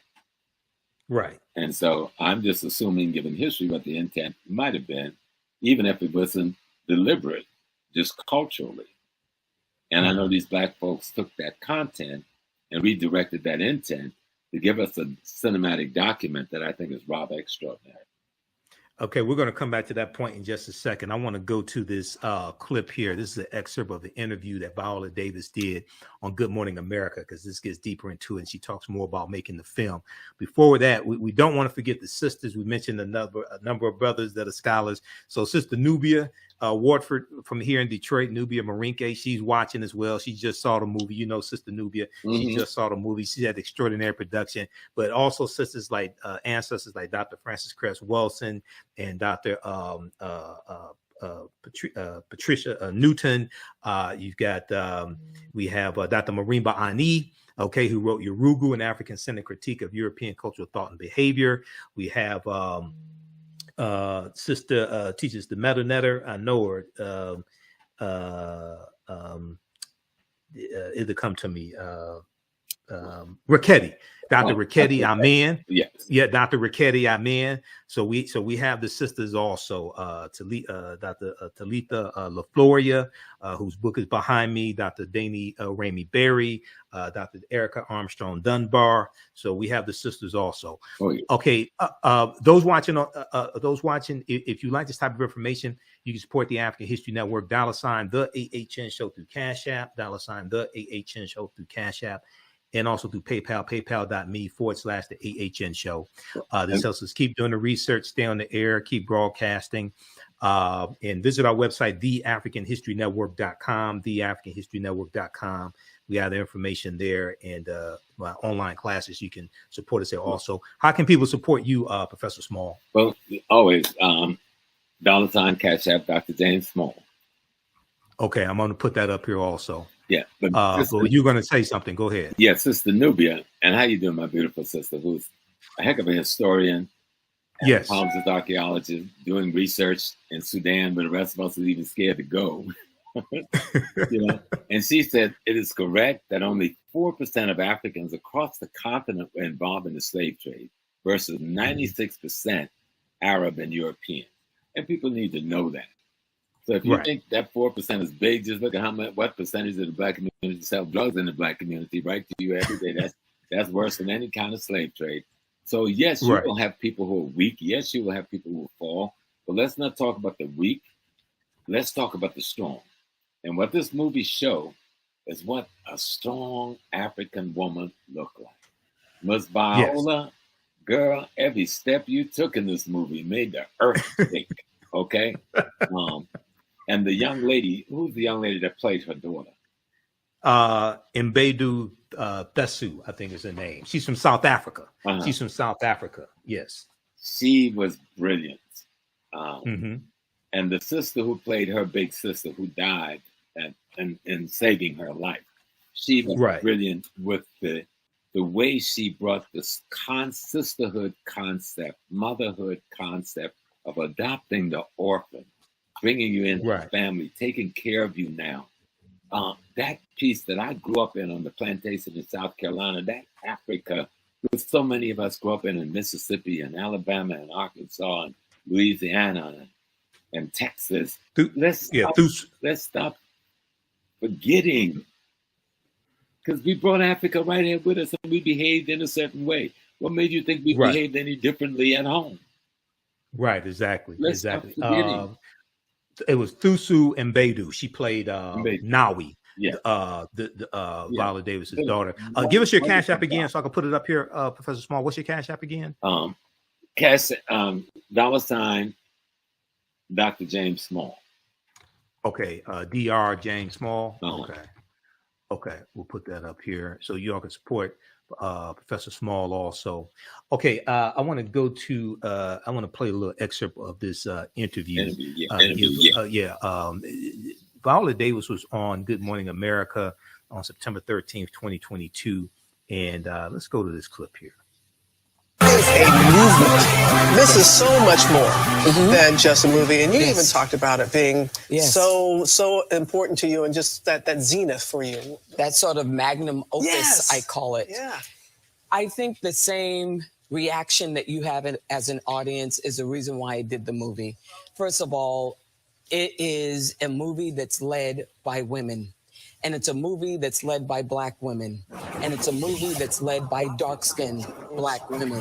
There is no white savior, you know, and it's women who are warriors, tapping into not only their physical strength, but also when you see the movie, they're humanized. And so, when have you seen that? I remember someone online said, I'm tired of seeing dark-skinned Black women as just strong and fighting and masculine. And I was like, when have you ever seen that? We do now.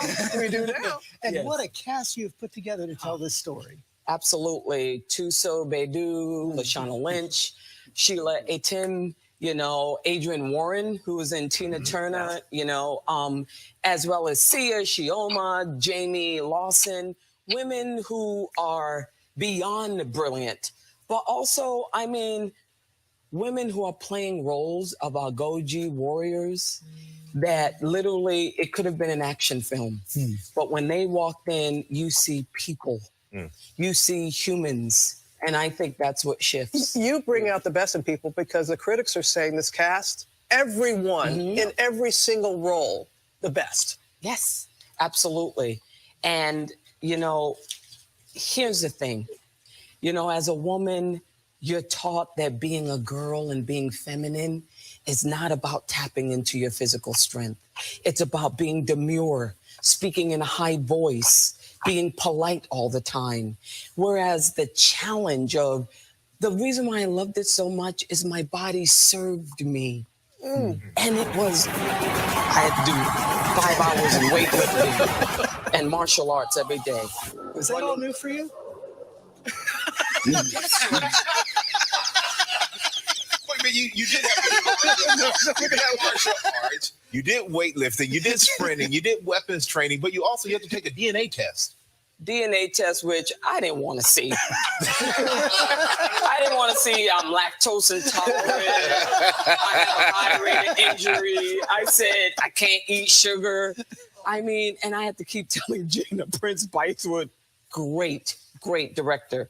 I had to keep calling her and say, Gina, listen to me now. You know I'm 56. You know if I get on that treadmill at 9.4, I lose oxygen. If I'm at 9.4, I could die of a heart attack, Gina. These girls are 30 years old.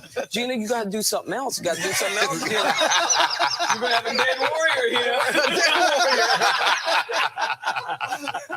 Let's give everybody a look. All right. Your family, no wonder. Okay, so that's an excerpt of a great interview that Viola Davis did on Good Morning America. That's on the Good Morning America's YouTube channel. That's from September 13th, 2022. Okay, any comments on that before I go to the next topic? No, I think she said it all. I mean, this was Black women having an opportunity to interpret their racial history, and at the same time to interpret the role that Black women have played in history, are playing in history, and could play in history. Right. You know, when we look at the civil rights movement in America, from top to bottom, there's that Black woman. You know, when Marcus Garvey goes to prison, he leaves Henrietta Benton Davis in charge of UNI, and that's some brother. When Malcolm X goes overseas, he leaves a woman in charge of OAU. When Right. Malcolm X died, his sister Ella becomes the president of OAU. When the youth was trained to do the bus rides in the South, these were Black women who organized that bus ride into the South and trained them into nonviolent tactics. You know, whether you ever look at civil rights leaders marching with Dr. King and others, you see all those Black women right there marching. You see Sister Fannie Lou Hamer in Mississippi, the most terrorist state in America at the time, who had been abused and raped in prison and beaten in all kinds of ways. She was sterilized also. You know, and forcing the Democratic Party convention to come to a halt. Nothing like that had ever happened in the history of America at the convention in Jersey. This Black woman had been fierce throughout our history. She is our mother. And any foolish man would get caught up in some white dialectic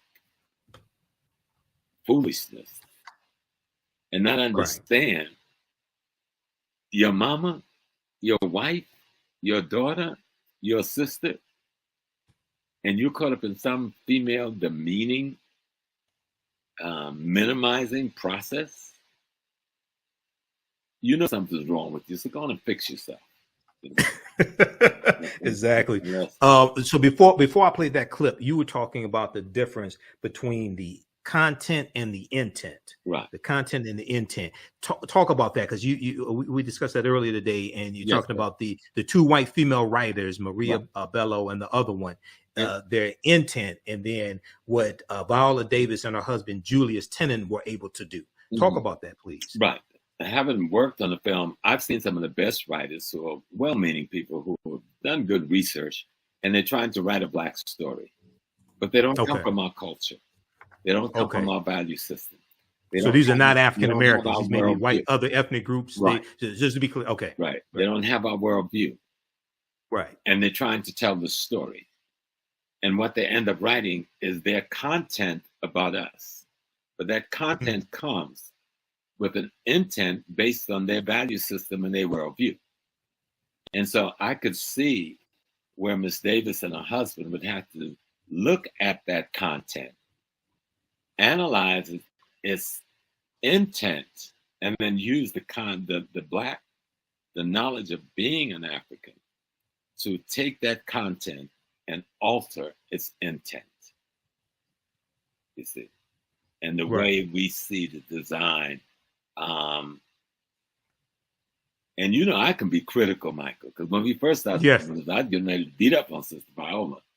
And I'd me back, Brother Small, you need to go watch it, Brother Small. And I watched it. And I told Professor Kaba the same thing. Professor Kaba Hiawatha the Kamene, I told him the same thing. The work, and I know what they had to go through to accomplish the work. I know our history, because like you, I'm wrapped in history. That's my thing.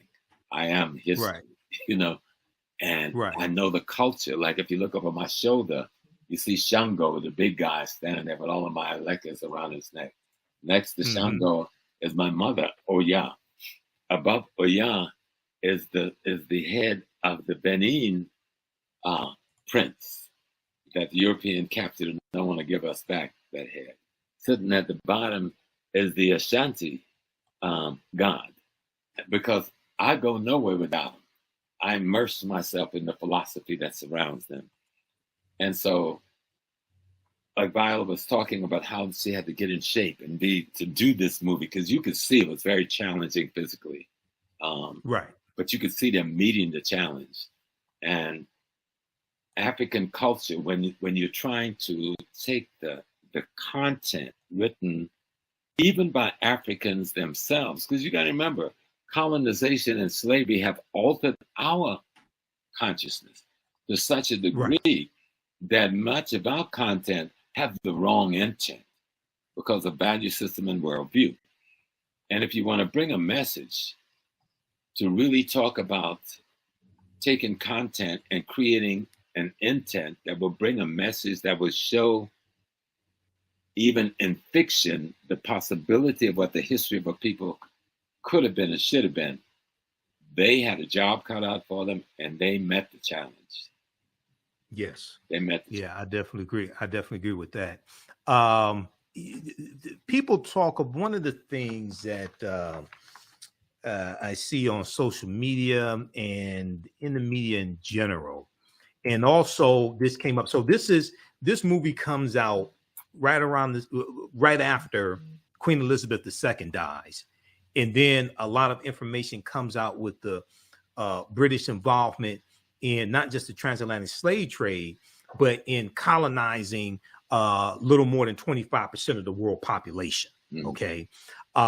So some people say things like, well, the British abolished the international transatlantic slave trade in 1807, and Dahomey didn't want to abolish it, or the British did the right thing, or they try to make the British out to be saints or something like that. And it's like, wait a second, they got involved in 1562, okay, and they didn't. And in 1807, when they passed the Slavery Abolition Act, that just dealt with bringing Africans into their British colonies. It was still legal to have slavery in the British colonies. They didn't end that to 1834. Yeah, they didn't end slavery. Talk about that. Right. Yes. The British did not end slavery. What the British did was to interrupt the competition. Slavery produced for Britain the beginning of the Industrial Revolution. But now those who had free labor was challenging the wealth of the Industrial Revolution. So Britain replaced its labor population with the Irish and the Scots who they were occupying, who they had colonized in the British Isles. People don't even go back there. The Irish and the Scots, this was their land. British people we call British people, these are Germans, Anglo and Saxons who invaded these people. All right? Right. And so now they realize in order to make the money, they had already made all the money, all of the wealth that undergirds the Industrial Revolution in Britain comes from the transatlantic slave trade. All of that. Right. They had no wealth before that of any significance. Okay. Right. And so now they had that wealth. They wanted to move in another direction in terms of wealth building and wealth creation. But that was being challenged by these other states who was getting the wealth from slavery, from the slave trade. So France, who was the competition, Denmark, who was the competition, Spain, a competition, Portugal and Germany. Britain had to find a way to minimize their ability to use wealth from the transatlantic slave trade to challenge British hegemony over the burgeoning Industrial Revolution. Do y'all hear what I'm saying? Yes. You get it? Okay? Yes. So they trade chattel slavery for wage slavery on the Irish and Scots. The Irish and the Scots. And then at the same time, they want to minimize the French developing their industrialization and minimize the Portuguese and Spanish developing their industrialization. But to do that, you've got to then do what they went out there with ships and said, and they only have 3 ships out there. 3 ships that can patrol the whole Atlantic Ocean. Give me a break, okay? So they went out there with ships and said, we're going to block you from trading, making money off the slave trade, because that's going to make you wealthy enough to compete with us in this new industrial direction we're going in. And we're going to say we're doing something for humanity. But at the meantime, they still got people enslaved, not just in Britain itself, but in all the British colonies around the world. Well, now we're going to take it a step further, and then I want to just show briefly some information dealing with the Industrial Revolution, because I do a whole presentation dealing with the African American origins or African American roots of Labor Day history, and this goes back into the origins of the Industrial Revolution, starting in the 1790s in Manchester, England, and a lot of the cotton that was being produced at that time was produced by African slave labor. So when we look at it, people can read this article here. I'm not going to go through the whole thing, but read this article. It's a fact check. It's from USA Today. I've talked about it before in the African History Network show. This deals with United Kingdom finished paying off debts to slave-owning families in 2015, which they did. They had to take out a loan to pay. Now, what happened was when they abolished, finally abolished slavery in 1834 in their colonies, Britain pays 46,000 British slave owners. They paid them reparations. It's about 19 million pounds. I don't know what that translates to in dollars. It was about 19 million pounds. Okay. And then they take out a loan to pay them. They just finished really paying off that loan and the interest, things like that in 2015. But this section here in the article, in total, about 3.5 million African people were transported to British colonies across the Americas and Caribbean, though only 2.75 million survived the harrowing Middle Passage in the confines of slave ships across the ocean. So you would think the way a lot of this stuff is floating around, Professor Small, you would think it was Dahomey that sold 3.1 million Africans. Right. The British get left off the hook. They get let off the hook. Mm-hmm. And that's why it's important for people to go watch this movie, because Dahomey is simply prototypical of African resistance. The movie. Mm-hmm. This could have happened anywhere in Africa because it did happen everywhere in Africa. Right. Let me say it again. This could have happened anywhere in Africa because this type of resistance happened everywhere in Africa. You know? Yes, the resistance happened everywhere in Africa, and then also a lot of African ethnic groups, nations were given an ultimatum by Europeans: either you provide us with African captives, or we're going to take you also. Because the Europeans are coming with they had a military presence stationed on the shore. That's what slave dungeons were. Slave dungeons were forts that housed their military with their cannons and their armament that they could come up with on any given day and wipe you out, which they did on many occasions. Right. So let's study the thing and understand it. I want my brothers and sisters, especially African Americans, stop being cowards about learning your history. Don't come tell me about the baseball game, the football game, and the basketball game, and who's got a girlfriend, who's got a boyfriend, what's this one stat, and what's this, and none of that takes any money home to your pocket. None of that transform your consciousness and allow you to be a better person so you can raise your children in a safer world. History does that for you. History gives you a worldview. History gives you a perspective on your daily reality. History tells you who your friends and enemy has been and who your friends and enemies are today. Instead of you looking at yourself and hating yourself, hate the person that destroyed the image of yourself while you're restoring that image to yourself. And this takes study, but you don't have to study hard. I've got at least 100 tapes on YouTube. Just go listen to Brother Small. Ain't gonna cost you nothing. You know what I'm saying? Go to Michael Imhotep's education channel. Tune into his classes. Tune into Baba Kaba's classes. Tune into Dr. Ma'at. See what blow you away. And you'll realize that people say, well, where do I go to get the history? Just turn on your computer. You don't have to turn on your computer. Turn on your cell phone. All of us is all over your cell phone. Okay. Well, this is one of the reasons why I created the African History Network in 2010 to provide that information. Absolutely. Very quickly here, and then we're going to wrap up. And I want you to let people know. I want you to give people your website and tell people about your courses coming up, anything like that as well. But very quickly, we talked about the Industrial Revolution. Now, this comes from the BBC. This is part of my presentation that I do dealing with the origins of the Labor Day holiday. This is from bbc.co.uk, and they have a lot of documentation on all this, the BBC. Slave trade and the British economy. British profits were made from exporting manufacturing goods to Africa and importing products of enslaved labor, such as sugar. Ports such as Glasgow, Bristol, and Liverpool, England, where the Beatles were from, and Liverpool prospered as a result of the slave trade. So they go through and they have all these charts and things like this, but there's a portion here dealing with cotton that I just want to focus in on, and I want to see if I can get to this. Okay, they talk about this. I can't. Let me see which page is this on. They have these slides here. Which one is this? Okay, this is 3. The role of the trade in navigation. And okay, this deals with manufacturing. So this one right here shows economic growth and the Industrial Revolution. Many historians describe the Industrial Revolution as a process rather than as an event. The part that exports played can be shown as a virtuous circle.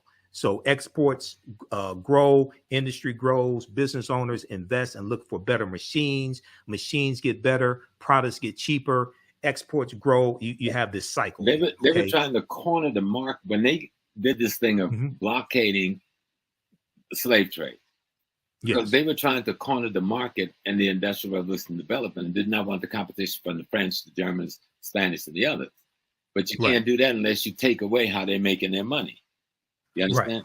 They don't abolish slavery now. They said they're abolishing the slave trade. So they're interdicting these ships.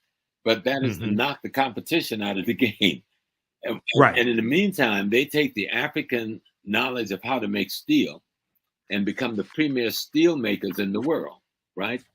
And so the guy who founds Chase Bank, right, gets trained by the House of Rothschild, sent deliberately over to England because America was using the steel from Britain to build the railroads, to bring the cotton to the market, to feed the British cotton industry, textile industry. And so this about, and then so what they began to do in America was, instead of, even though they were still bringing us in on ships and beating the blockade, they began to breed us over here. Right. Instead of after 1807, because the U.S. March 2nd, 1807, the U.S. Congress passes a bill to abolish the international transatlantic slave trade. The U.S. involved, but not abolish that goes slavery. into effect.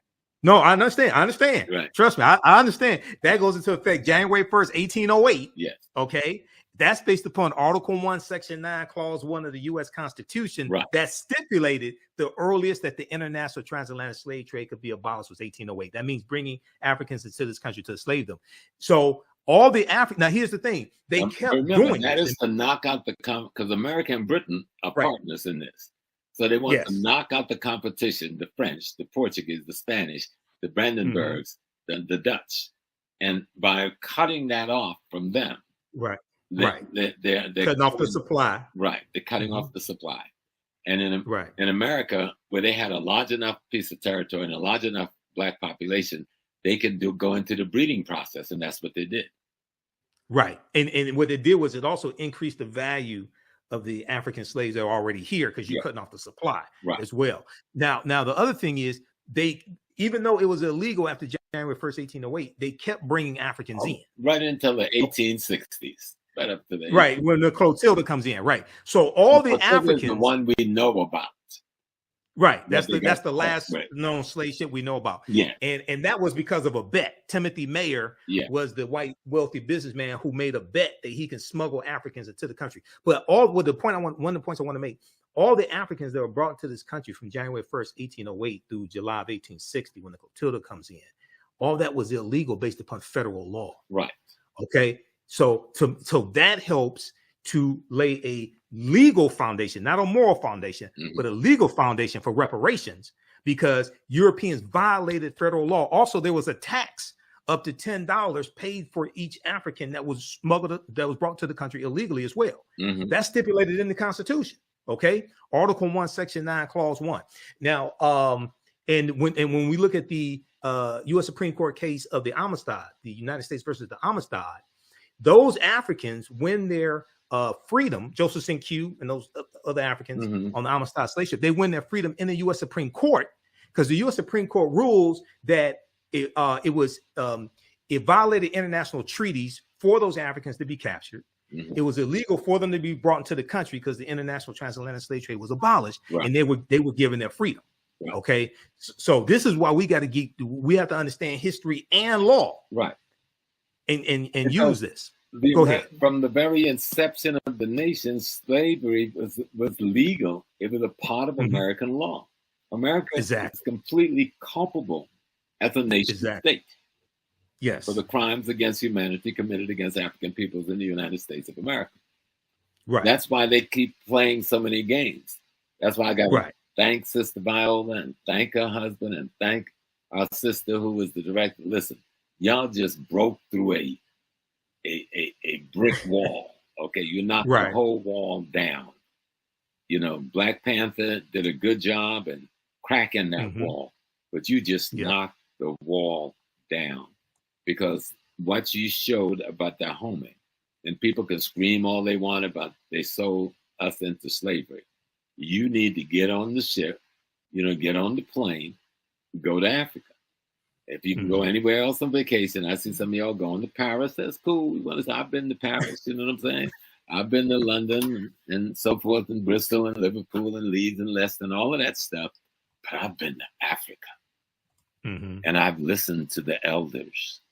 They still tell you the story of what they did. You can actually go to Benin, go to Dahomey, go to the very palace you see in the movie, and sit there, and the griots will tell you this history. Right. If you really want to know it. And the white folks is trying to say, oh, this little group of black folks sold all of these millions of please. Exactly.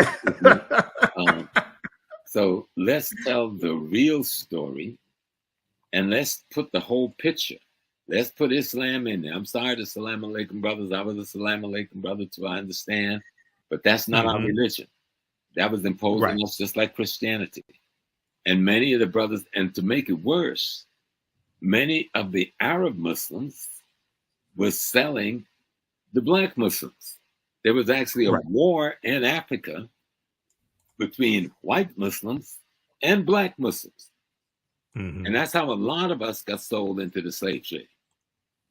And you will find that a large percentage of black Muslims were sold into the United States of America by the white Muslims. Not some indigenous African in Dahomey. Okay? Right.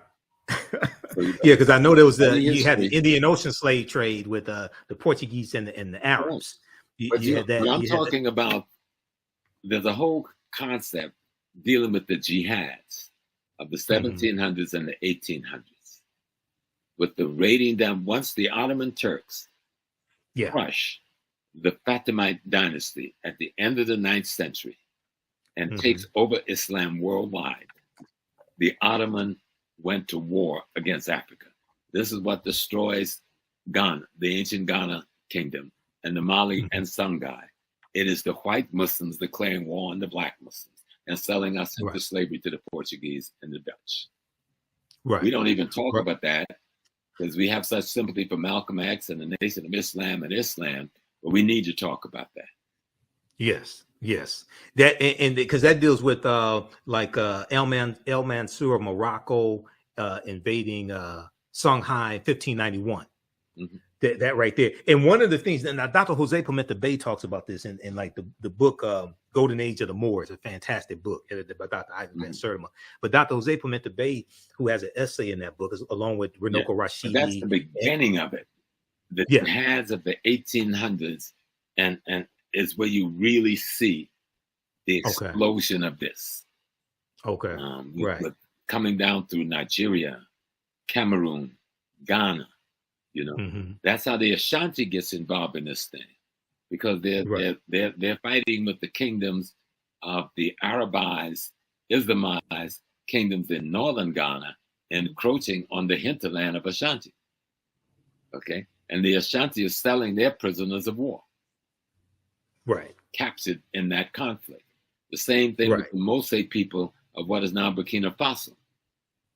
Mose being an indigenous population, but fighting with the Islamic encroachment on what became Upper Volta and later this. You see the same thing in Cote d'Ivoire, with the Akan people of Cote d'Ivoire, having and another ethnic nation having to fight this Islamic horde coming from the north.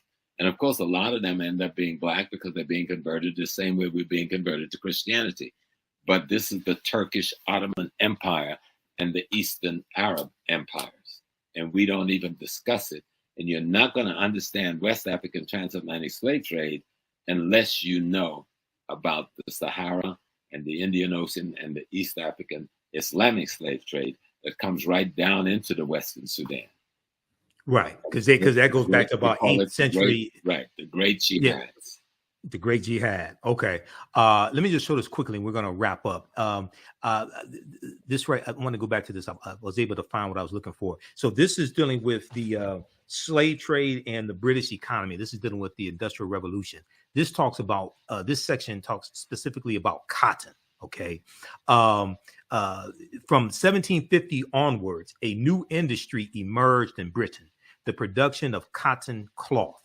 Wool production had previously been Britain's major industry, but cotton had one key advantage: machinery is better than wool. And then 1793, you have the cotton gin invented here in the U.S., and then you're going to have copies of the cotton gin, which reduces the cost to producing cotton. As a result, it was cotton production that the Industrial Revolution began. As a result, it was in cotton production that the Industrial Revolution began, particularly in and around Manchester, England. The cotton used was mostly imported from slave plantations. Slavery provided the raw material for industrial change and growth. So when we talk about this Industrial Revolution, the foundation of that was the cotton that African slaves grew. Go ahead, Professor Small. Well, no, you just laid it out. And the thing that people must understand is that the American banking system was tied in to the British banking system. Full partnership. Yes. J.P. Morgan Chase comes out of a tutelage by the House of Rothschild in London. Okay. And they were involved in selling the steel to America, right? To create the rail lines to move the cotton to the docks, put on the ships to send to England. Okay. All tied up, all wrapped up in one neat package. And so when they talk about they were blockading Africa to stop the slave trade, yeah, they were trying to knock out their competition in the Industrial Revolution. Exactly. So let's get it straight. Yep. And everybody, you can this other article here you can check out. I showed it on the screen briefly. I didn't give the name of it. This is a really good article. This is from SmithsonianMag.com, Smithsonian Institute. This deals with the real warriors behind the Woman King, September 15, 2022. It goes through, I printed out all these articles I print out. I have thousands of articles printed out. So it goes through all this history, and it deals with where the movie opens in 1823 also. Okay, because it talks about right here, it opens in 1823 with a successful raid by the Agojie, who freed captives from the enslavement from the clutches of the Oyo Empire, a powerful Yoruba state. Okay, so it starts with the opening of the movie. Okay, Professor Small, look, we're going to wrap up here. Once again, I know I've taken one of your online classes you taught a few years ago, and I think it was dealing with the Yoruba, some of the Ifa, things like this. So give people your website address. Let people know about how they can support you, DVD lectures, courses that you offer, things like that. Yeah, well, right now you can go to my website, ProfessorJamesSmall.com. Then my Facebook page, which is very popular, ProfessorSmallAfricanWorld.com. Facebook is messing with me for some reason for the last 2 weeks, but I've been too busy to deal with them. I don't know what I said that got them upset. They're blocking all my pages and stuff. But I'll get it soon when I get time to deal with them. But you go to my website, and then my email is amponsa3@gmail.com. amponsa3@gmail.com. I will be starting classes again, starting at the beginning of 2023. I want to finish this Godfather of Harlem piece, which we should be finished at the end of October. It should be coming out the first week in January. It's better than the last two by 100 miles. You're gonna love it, right? Because we got more courage, we got braver. You're gonna see a Nesta Che Guevara. You're going to see Che Guevara and Malcolm. You're going to see the CIA trying to kill both of them. You're going to see the FBI plotting Malcolm's assassination. I put it all out there. We're going to. And you, as the historical consultant, you go through and you review the script You let them know, okay, it didn't happen this way. This is not realistic. Things like that. That's your job on the show. Because at the end of each show, when you watch the credits, your name is in the credits. Go ahead. Right. So I work with some brothers, Chris Brancato, who is the showrunner and the chief writer. I mean, beautiful guy, and Michael and Paul, who's a brother out in California. We consult on concepts, ideas, and principles. Like, how does this concept look? Like right now, here's what we're doing. We're trying to figure out, how do we do the assassination without replicating Spike Lee or replicating other movies about the assassination? I can't tell you what we're going to do, but it's going to be very unique, and we're not going to see. And my thing was, I don't want to see him getting shot. How do we handle that? Right. How the writers handle it is just beautiful, right? But still tell the story as accurately as you can, right? Exactly. You keep the dignity of Sister Betty and the children and the family, you know. Showing Malcolm as a diplomat. We've got him in Mecca, all right? We've got him in Ghana giving a speech, and we got him in Cairo speaking to. All that's going to be up in there. We got a meeting with Che Guevara. You know, we've got a meeting with Kwame Nkrumah. So you're going to see stuff that no one else has shown. Okay, and then we got a relationship between him and Bumpy Johnson, his friend, trying to keep him alive and trying to protect him. Then we bring the CIA into play through the Cuban drug lords, right, into Harlem. And then we get the FBI coming in, wanting to stop Malcolm. But see, that gets hidden in other pieces. They talk about the Nation of Islam, but they don't talk about these other forces. So we're going to deal with the other forces big time out front. You know, I deal with this in my classes. There's a good article, and you just hit on a little bit of this. There's a good article by Deneen L. Brown for the Washington Post. It deals with the day Dr. King met Malcolm X, March 26, 1964, at the U.S. Senate debate for the Civil Rights Act. Martin Luther King Jr. met Malcolm X just once. The photo still haunts us with what was lost. But what I want to hit on very quick. We got him down in Selma. In the movie, we got him doing the speech in Selma. We got a meeting with Andy Young. We got a meeting with Coretta. We're going to tell the story hard. Well, Malcolm gets in. What I was going to hit on, when Malcolm officially separates from the Nation of Islam, March 8, 1964, Malcolm gets involved in the Civil Rights Movement. Right. Okay. And that's a part of Malcolm's life that's not talked about a lot. You got to do some research to understand this. You can't just quote excerpts of Malcolm's speeches. And Malcolm, the Battle of the Bullet that he first delivers that I know of, March 29, 1964, in Washington Heights, New York. One of the things he's talking about in the speech is interjecting Black nationalism into the Civil Rights Movement. Right. Okay. He actually has a meeting in 65 and Ruby Dee's brother's Tom's house in Queens. And he meets with all of the civil rights leaders there. The only one that didn't make it was Dr. King, but Dr. King, he sent his rep. All right. And they agreed that they would work together. And Fannie Mahima, who was at that meeting, invites him to come to Mississippi, a lecture that would have taken place of 2 weeks after he was assassinated. Right. In the documentary, Make It Plain, they talk about that, but they said it was at Juanita Portier's house. No, it was it was Tom's house. Tom's house? Okay. Tom's house. And what was his relation to Ruby Dee? His brother. That's Ruby Dee's brother. Ruby Dee's brother. Okay. Ozzie Davis's wife, and Ruby Dee. They were very close to Malcolm, that whole family. Right. So exactly. Belafonte, of course. He was, those men were. Because they had this meeting.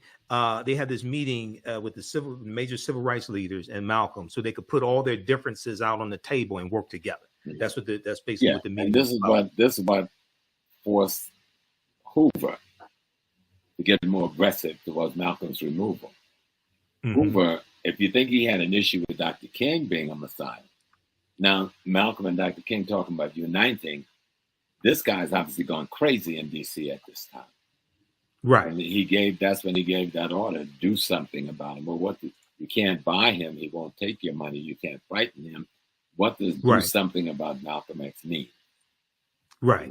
This is what I was getting at. When they met, they only met for a couple of minutes. When they met, Malcolm told Dr. King, "I'm throwing myself into the heart of the civil rights struggle."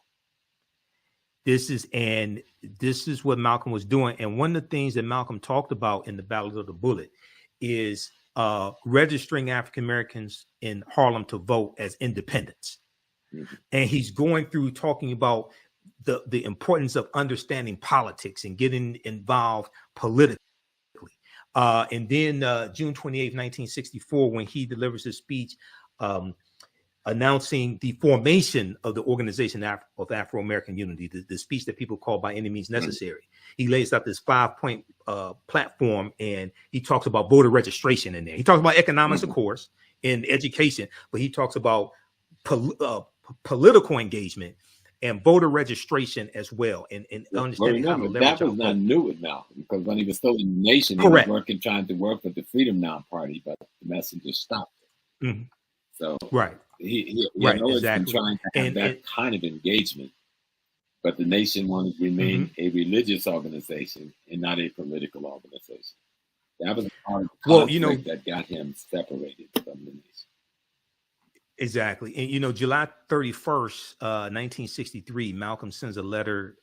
He's in the Nation of Islam. He sends a letter to the leading civil rights organizers, including Dr. King, and he's requesting a meeting with them that's going to take place in Harlem, New York. I think it was August of 67, right around that time, August of 63. And Malcolm was calling for a unification of the civil rights leaders and their followers. He said that we have to find a common solution to a common problem posed by a common enemy. This is what Malcolm was doing while he's in the nation. He's calling for unification of the civil rights leaders and their followers. He's saying that we should be able to submerge our minor differences, the Negro leaders submerge our minor differences to find a common solution to a common problem posed by a common enemy. And this is what we need to do today, brother. Yeah. And so when you read that, I wish you'd send me that article. I'd like to take it to the I'll send it to you. I've got thousands of articles, Professor Small. Seriously, I'll send it to you. Right around those issues right now. And see, when you see that, then you understand why the split with the nation. You see the hand of COINTELPRO. Right. Okay. Right. COINTELPRO is well at work in the nation at this time. And the one thing they want to do is destroy the partnership between Elijah Muhammad and Malcolm X. And they were able to effectively do that in November 63. And once they got him out, they went to work to make sure they could never get back together. And then as Malcolm slides, as he does, to move in partner with Dr. King, they killed him. Yep. Exactly. Well, look, brother, it's been fantastic. People have learned so much. Everybody support Professor James Small and support the African History Network again. Here's his website, ProfessorJamesSmall.com, ProfessorJamesSmall.com. And then his Cash App also is $ Dr. James Small, $, Dr. James Small. And then be sure to support the African History Network as well. Well, look, brother, it's been fantastic. I know you got to run. Let's go ahead. Come back and call out The Woman King. That's why we came together. And people should go and watch it. It's an extraordinary document. It's a good movie if you just want to be entertained with some really fantastic acting. But if you want to have your African melanin stimulated, this will do it. I guarantee. Absolutely. You'll come away blown away by this movie. You'll come away wanting to learn more about African history and who you are. That's what happened with Malik. That's so powerful. I'm going to do my DNA sometime soon. I'm going to use African ancestry. Yeah, I did African ancestry. I did my mitochondria, which is my grandma, and that's 100% Sierra Leone. But I knew my great grandma who came from West Africa, and I knew my great grandpa, my great grandpa who came from East Africa on my grandma's side. She was the root woman, the Yoruba priestess, the Dada, and the plantation I grew up on. So it's just so much of it is like, wow. I mean, like I said, I don't cry in movies. These people had me crying. I mean, the tears. Right. Me too. I shed some tears at the end too. It was like I almost lost my breath a couple of times, and stunning the way they did the essays and solved, the conflict resolutions they brought about with the situations that was clear, the problems, how they solved the problems. Let me explain to you what I'm saying. When you're making a movie, you create problems, you create contradictions, and the movie is about how do you bring resolution to the contradictions, right? They just do a fantastic job of it. You know? And, exactly. And Miss Davis is just, when you see her, she is the woman king. When you see her, she is the warrior general leader. No doubt about it. Naniska. Yep. And Naniska was a real Agojie, but she wasn't a general. Right. So I listened to an interview. I've listened to a number of interviews that Gina Prince-Bythewood, the director, has done, as well as Viola Davis. And Gina Prince-Bythewood said that the character of Naniska was an amalgamation. Yeah. Well, it's a combination of different Agojie. Heroine and heroes, when you dealing with fictionalized history, it is an amalgamation of multiple characters. Right. And that's how you make it work. And they made it work because, like I said, this could have happened anywhere in Africa, and it did happen in multiple places in Africa. And so if you want something to, and people are upset and saying, oh, this is fiction, then go study the history and tell me the story. Study the real history.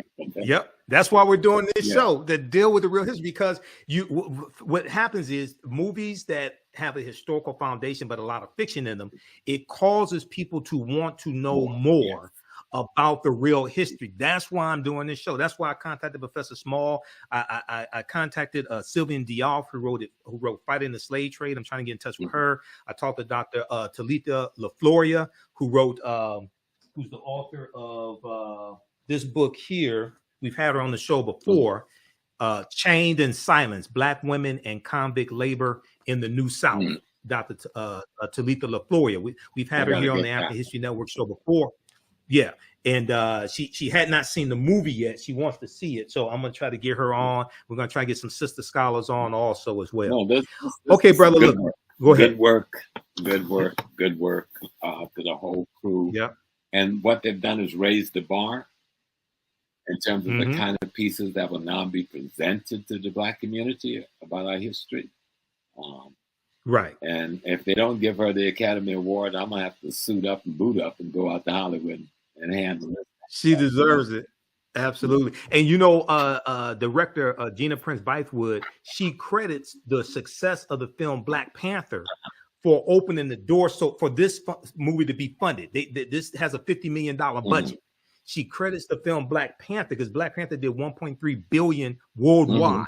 Number one movie for 5 weeks in a row. She credits the success of that movie for being able to open the door for them to be able to do this movie. Okay, so that's powerful. Well, look, brother, I know you got to run. Man. So thanks for taking your time out of your busy schedule, man. We'll talk soon, and we'll talk about your classes. Okay, also, brother Michael. Thank you for inviting me. I always enjoy my time with you. Peace and blessings. Me too, brother. All right. Hotep. Peace, family. Okay, everybody. That was one of my teachers, Professor James Small, as well. Don't go away. We'll be here for a couple more minutes.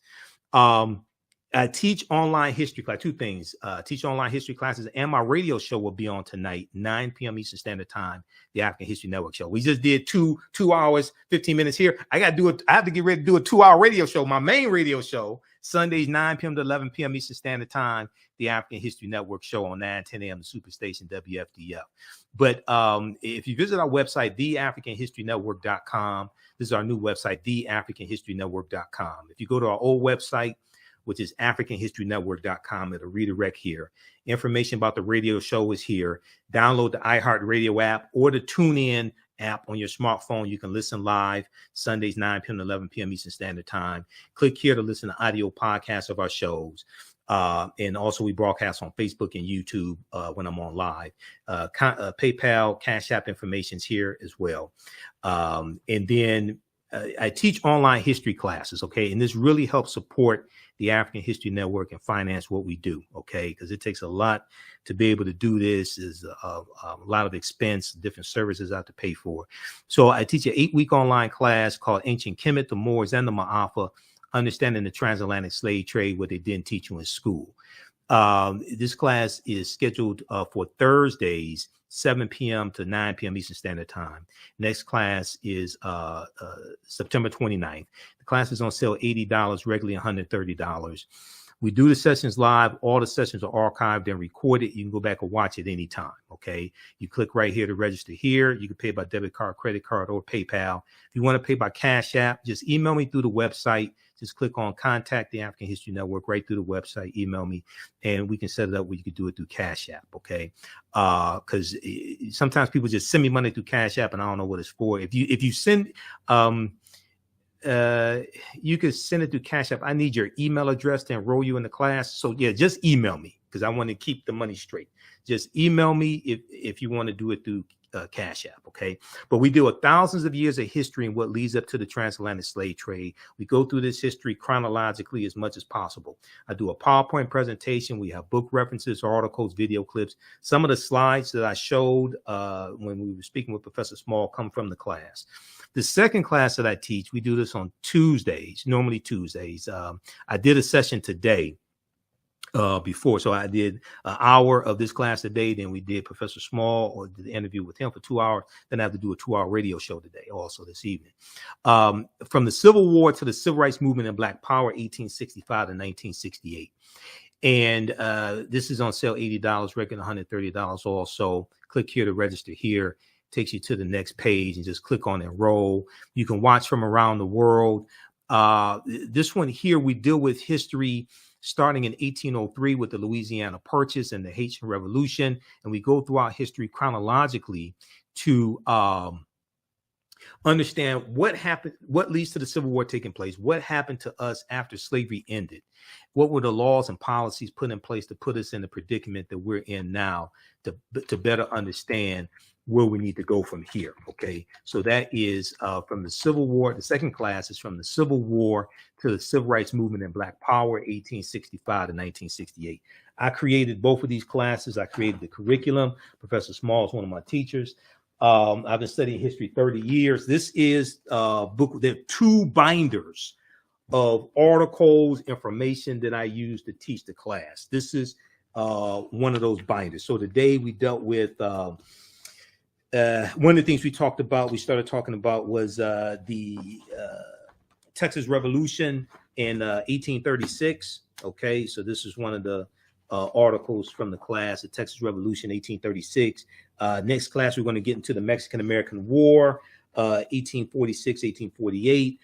Texas becoming a state in the Union, 1845. We also talked about Vicente Guerrero today, who became the first president of African descent of Mexico in 1829, and he abolished slavery in 1829. Okay, so we talked about him as well in the class, and we talked about the Missouri Compromise of 1820, which is one of the things that leads to this Civil War taking place, and it was something that was designed to avoid a civil war also.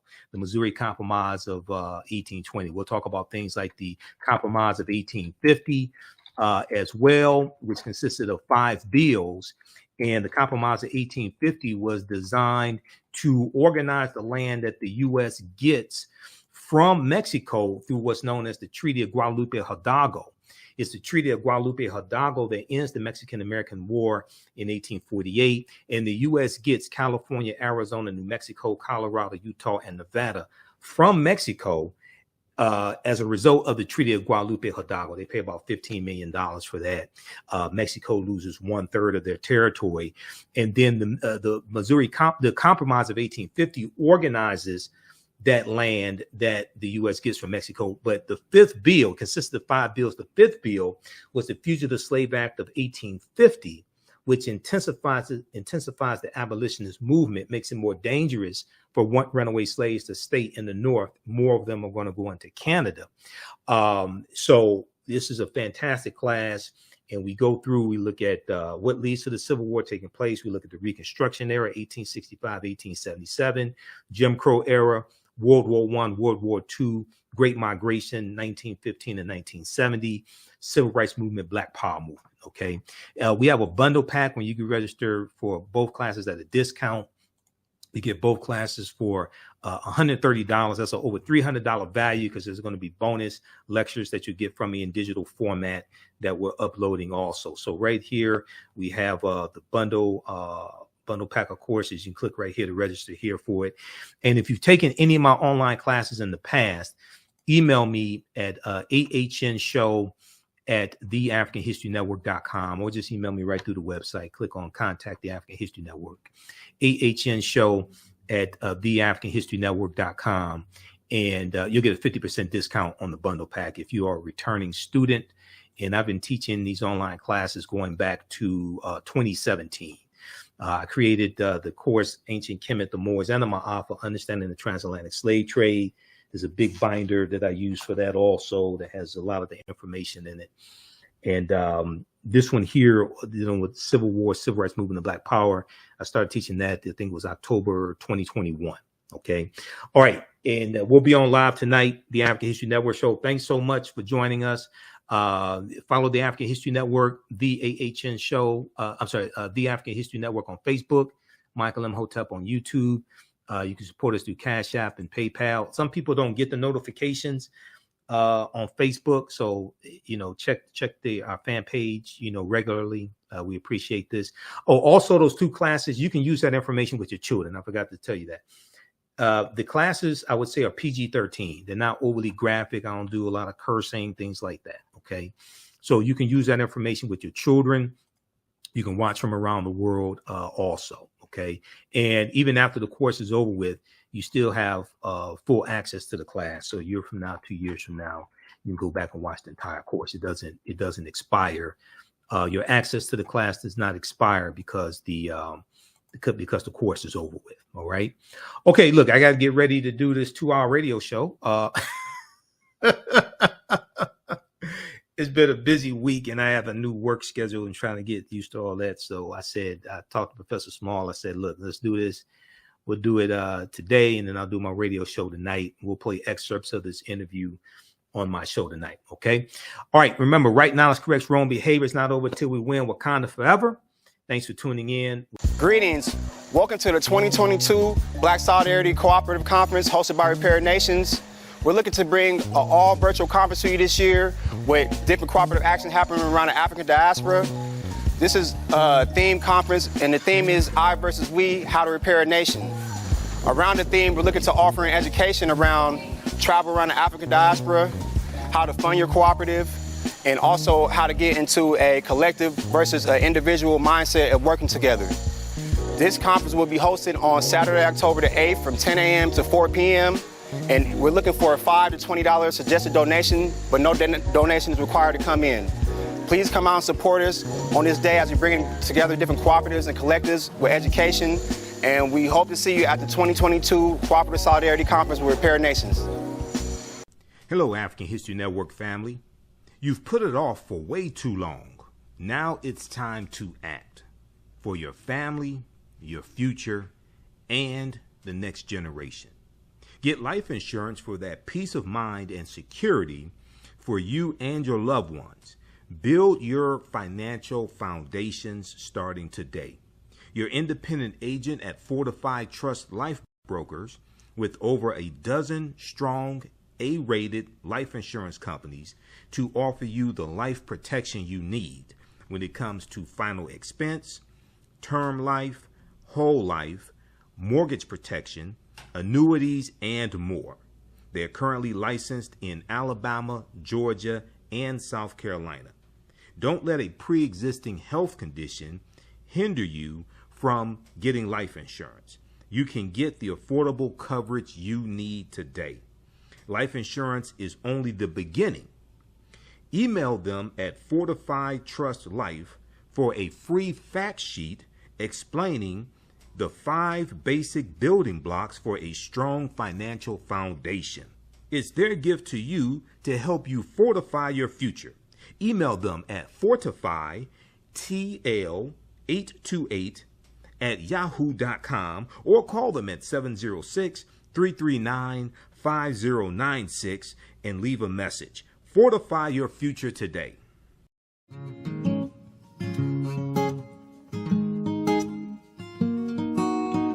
IDO Network International, in collaboration with STL Black Woman, DACA, and ACTA, present the Royal Pilgrimage to the Americas, August 24th through the 28th.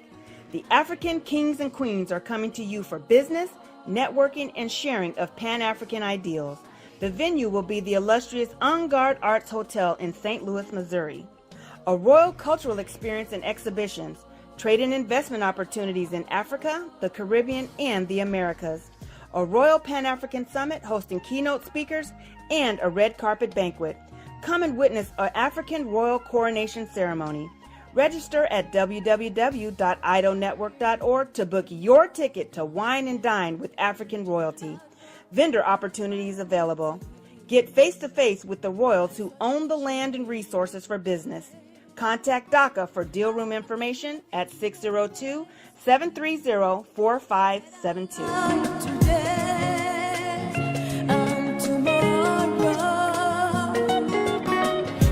The work that I do is larger than the fashion industry. It's larger than the art world.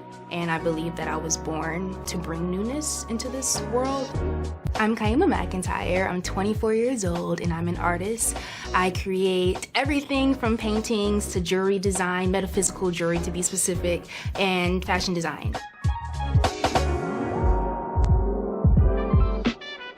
The only reason why my prom dress went viral is because people needed it. Within a few days of going viral, Notori Naughton reached out to me and she's like, I saw your dress, can you make me a dress? I was equally as shocked to be asked by a celebrity to design their dress at the age of 17.